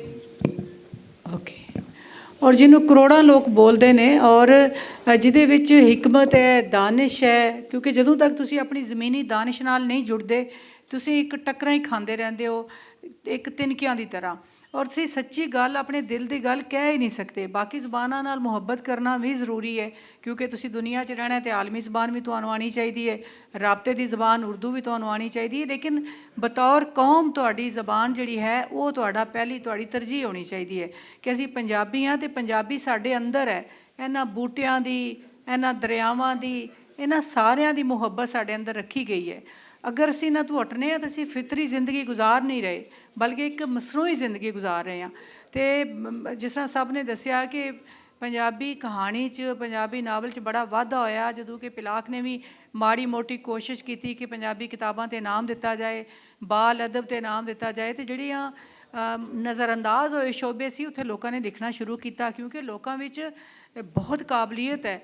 ਲੇਕਿਨ ਜਦੋਂ ਸਲਾਹਿਆ ਨਾ ਜਾਏ ਮੁਆਸ਼ਰੇ ਵਿੱਚ, ਜਦੋਂ ਕਿਸੇ ਚੀਜ਼ ਨੂੰ ਨੋਟ ਹੀ ਨਾ ਕੀਤਾ ਜਾਏ ਤਾਂ ਫਿਰ ਲੋਕ ਨਹੀਂ ਲਿਖਦੇ। ਇੱਕ ਤਾਂ ਮੁਆਸ਼ਿਆਤ ਨਹੀਂ ਪੰਜਾਬੀ ਜ਼ਬਾਨ ਨਾਲ ਜੁੜੀ ਹੋਈ, ਫਿਰ ਇਹ ਕਿ ਪੜ੍ਹਨ 'ਚ ਲੋਕਾਂ ਨੂੰ ਬੜੀ ਤਕਲੀਫ ਹੁੰਦੀ। ਪਿਛਲੇ ਦਿਨਾਂ 'ਚ ਅਸੀਂ ਇੱਕ ਬੜੀ ਵੱਡੀ ਕਿਤਾਬ ਦੀ ਤਕਰੀਬ ਰੂਨਮਾਈ ਰੱਖੀ ਅਤੇ ਮੈਂ ਇੱਕ ਬੜੇ ਵੱਡੇ ਬੰਦੇ ਨੂੰ ਕਿਹਾ ਕਿ ਤੁਸੀਂ ਗੱਲ ਕਰੋ। ਉਹਨਾਂ ਨੇ ਵੀ ਗੱਲ ਤਾਂ ਕਰ ਸਕਣਾ ਲੇਕਿਨ ਮੈਂ ਕਿਤਾਬ ਨਹੀਂ ਪੜ੍ਹ ਸਕਦਾ ਕਿਉਂਕਿ ਮੈਂ ਪੰਜਾਬੀ ਕਿਤਾਬ ਪੜ੍ਹ ਹੀ ਨਹੀਂ ਸਕਦਾ। ਔਰ ਸ਼ਾਇਰੀ ਪੰਜਾਬੀ 'ਚ ਇਸ ਲਈ ਚੌਖੀ ਹੋਈ ਕਿ ਸ਼ਾਇਰੀ ਪੜ੍ਹਨੀ ਸੌਖੀ ਹੈ, ਉਰਦੂ ਅਤੇ ਪੰਜਾਬੀ ਕਾਫੀ ਰਲਤ ਹੈ ਇਹਨਾਂ 'ਚ, ਅਤੇ ਲੋਕ ਸ਼ਾਇਰੀ ਆਰਾਮ ਨਾਲ ਪੜ੍ਹ ਲੈਂਦੇ ਨੇ ਔਰ ਉਹਨੂੰ ਪੜ੍ਹਨਾ ਆਸਾਨ ਵੀ ਹੁੰਦਾ ਹੈ। ਕਹਾਣੀ ਨੂੰ ਔਰ ਨਾਵਲ ਨੂੰ ਪੜ੍ਹਨ ਲਈ ਥੋੜ੍ਹਾ ਟਾਈਮ ਵੀ ਲਾਉਣਾ ਪੈਂਦਾ ਔਰ ਸੋਚ ਵੀ, ਔਰ ਆਪਣੇ ਆਪ ਨੂੰ ਉਸ ਮਾਹੌਲ 'ਚ ਵੀ ਲੈ ਕੇ ਜਾਣਾ ਪੈਂਦਾ ਜਿਹਦੀ ਵਜ੍ਹਾ ਤੋਂ ਘੱਟ ਲਿਖਿਆ ਗਿਆ। ਲੇਕਿਨ ਅੱਲਾ ਦਾ ਸ਼ੁਕਰ ਹੈ ਕਿ ਹੁਣ ਅਸੀਂ ਦੁਬਾਰਾ ਆਪਣੀ ਅਸਲ ਨਾਲ ਟੁਰ ਪਏ ਹਾਂ ਔਰ ਲੋਕ ਬਹੁਤ ਅੱਛਾ ਲਿਖ ਰਹੇ ਨੇ। ਤਾਂ ਉਹ ਅਦੀਬ ਸਾਡੇ ਉਰਦੂ ਦੇ ਕਿ ਜਿਹੜੇ ਕਦੇ ਪੰਜਾਬੀ 'ਚ ਲਿਖਣਾ ਬੜੀ ਸ਼ਰਮਿੰਦਗੀ ਮਹਿਸੂਸ ਕਰਦੇ ਸਨ, ਉਹਨਾਂ ਦੇ ਕਿਤਾਬਾਂ ਆ ਚੁੱਕੀਆਂ ਨੇ। ਜਿੱਥੋਂ ਤੱਕ ਤੁਸੀਂ ਪੰਜਾਬੀ ਕਹਾਣੀ ਦੇ ਵੱਲ ਨਾਲ ਜਾਂ ਪੰਜਾਬੀ ਨਾਵਲ 'ਚ ਔਰਤਾਂ ਦੇ ਕਿਰਦਾਰ ਦਾ ਇਜ਼ਹਾਰ ਕੀਤਾ, ਤੇ ਮੇਰੇ ਖਿਆਲ ਹੈ ਕਿ ਔਰਤ ਬੁਨਿਆਦੀ ਤੌਰ 'ਤੇ ਮਾਂ ਹੈ ਔਰ ਦੁਨੀਆ ਨੂੰ ਇੱਕ ਮਾਂ ਦੀ ਨਜ਼ਰ ਨਾਲ ਤੱਕਦੀ ਹੈ। ਉਹ ਇਸ ਦੁਨੀਆ ਨੂੰ ਬਾਗ ਬਣਾਉਣਾ ਚਾਹੁੰਦੀ ਹੈ ਜਿੱਥੇ ਉਹਦੇ ਬੱਚੇ ਆਰਾਮ ਨਾਲ, ਅਮਨ ਨਾਲ, ਸਕੂਨ ਨਾਲ ਖੇਡਣ। ਅਤੇ ਔਰਤ ਜਦੋਂ ਵੀ ਕੋਈ ਕਹਾਣੀ ਲਿਖਦੀ ਹੈ ਜਾਂ ਨਾਵਲ ਲਿਖਦੀ ਹੈ ਉਹਦੇ 'ਚ ਇੱਕ ਖ਼ਾਬ ਵੀ ਲਿਖਦੀ ਹੈ ਔਰ ਉਹ ਖ਼ਾਬ ਹੁੰਦਾ ਹੈ ਖੁਸ਼ਹਾਲੀ ਦਾ ਅਤੇ ਅਮਨ ਦਾ। ਔਰ ਫਿਰ ਉਹ ਜਿਹੜੀਆਂ ਆਲੀ ਦੁਆਲੀ ਉਹਦੀਆਂ ਔਕੜਾਂ ਨੇ ਉਹ ਬਤੌਰ ਔਰਤ ਉਹਨੂੰ ਮਹਿਸੂਸ ਕਰਨੀਆਂ ਪੈਂਦੀਆਂ ਨੇ, ਜਾਂ ਆਪਣੇ ਬੱਚਿਆਂ ਦੇ ਹਵਾਲੇ ਨਾਲ ਉਹ ਦੇਖਦੀ ਹੈ, ਜਾਂ ਜਿਹੜੀਆਂ ਊਚ ਨੀਚ ਅਸੀਂ ਤੱਕਨੇ ਆ ਉਹਨੂੰ ਜ਼ਿਆਦਾ ਗਹਿਰਾਈ ਨਾਲ ਮਹਿਸੂਸ ਕਰਦੀ ਹੈ। ਔਰ ਜਦੋਂ ਮੈਂ ਆਪੂ ਵੀ ਇਹ ਬਿਰਹਾ ਮਚ ਮਚਾਇਆ ਲਿਖਿਆ ਤਾਂ ਮੈਂ ਬਿਲਕੁਲ ਅਹਿਸਾਸ ਨਹੀਂ ਸੀ ਕਿ ਮੈਂ ਦਰਅਸਲ ਔਰਤਾਂ ਦੀਆਂ ਹੀ ਗੱਲਾਂ ਲਿਖੀ ਜਾ ਰਹੀ ਹਾਂ। ਉਹ ਜਦੋਂ ਕਿਸੇ ਨੇ ਤਬਸਰਾ ਕੀਤਾ ਤਾਂ ਮੈਨੂੰ ਮਹਿਸੂਸ ਹੋਇਆ, ਹਾਲਾਂਕਿ ਮੈਂ ਕੋਈ ਇਹਨੂੰ ਸ਼ੌਰੀ ਤੌਰ 'ਤੇ ਇਸ ਤਰ੍ਹਾਂ ਨਹੀਂ ਲਿਖਿਆ ਸੀ। ਅਤੇ ਇਸ ਲਈ ਮੈਂ ਸਮਝਦੀ ਹਾਂ ਕਿ ਇਹ ਆਪਣੀ ਜ਼ਬਾਨ ਨਾਲ ਮੁਹੱਬਤ ਕਰਨ ਦਾ ਇੱਕ ਵੱਡਾ ਸਾਨੂੰ ਇਹ ਅਸੂਲ ਵੀ ਬਣਾਉਣਾ ਚਾਹੀਦਾ ਹੈ ਕਿ ਰੌਲਾ ਪਾਉਣਾ ਚਾਹੀਦਾ, ਮਿਹਨਤ ਕਰਦਿਆਂ ਰਹਿਣਾ ਚਾਹੀਦਾ ਕਿ ਸਾਡੀ ਇਸ ਜ਼ਬਾਨ ਨੂੰ, ਮਾਂ ਬੋਲੀ ਜ਼ਬਾਨ ਜਿਹੜੀ ਸਾਡੀ ਹੈ, ਧਰਤੀ ਦੀ ਜ਼ਬਾਨ ਹੈ, ਇਹਨੂੰ ਸਰਕਾਰੀ ਜ਼ਬਾਨ, ਇਹਨੂੰ ਸਰਕਾਰੀ ਉਸ ਤਰ੍ਹਾਂ ਤੇ ਅਸੀਂ ਨਹੀਂ ਕਹਿ ਸਕਦੇ ਹਾਲੇ ਕਿ ਬਣਾਉਣ, ਲੇਕਿਨ ਲਾਜ਼ਮੀ ਮਜ਼ਮੂਨ ਦੇ ਤੌਰ 'ਤੇ ਰੱਖਣ ਤਾਂ ਕਿ ਬੱਚੇ ਸ਼ੁਰੂ ਤੋਂ ਇਹਨੂੰ ਪੜ੍ਹਨਾ ਸਿੱਖਣ ਅਤੇ ਉਹਨਾਂ ਨੂੰ ਫਿਰ ਪੰਜਾਬੀ ਕਹਾਣੀ ਪੜ੍ਹਦਿਆਂ ਜਾਂ ਨਾਵਲ ਪੜ੍ਹਦਿਆਂ ਔਕੜ ਨਾ ਹੋਵੇ।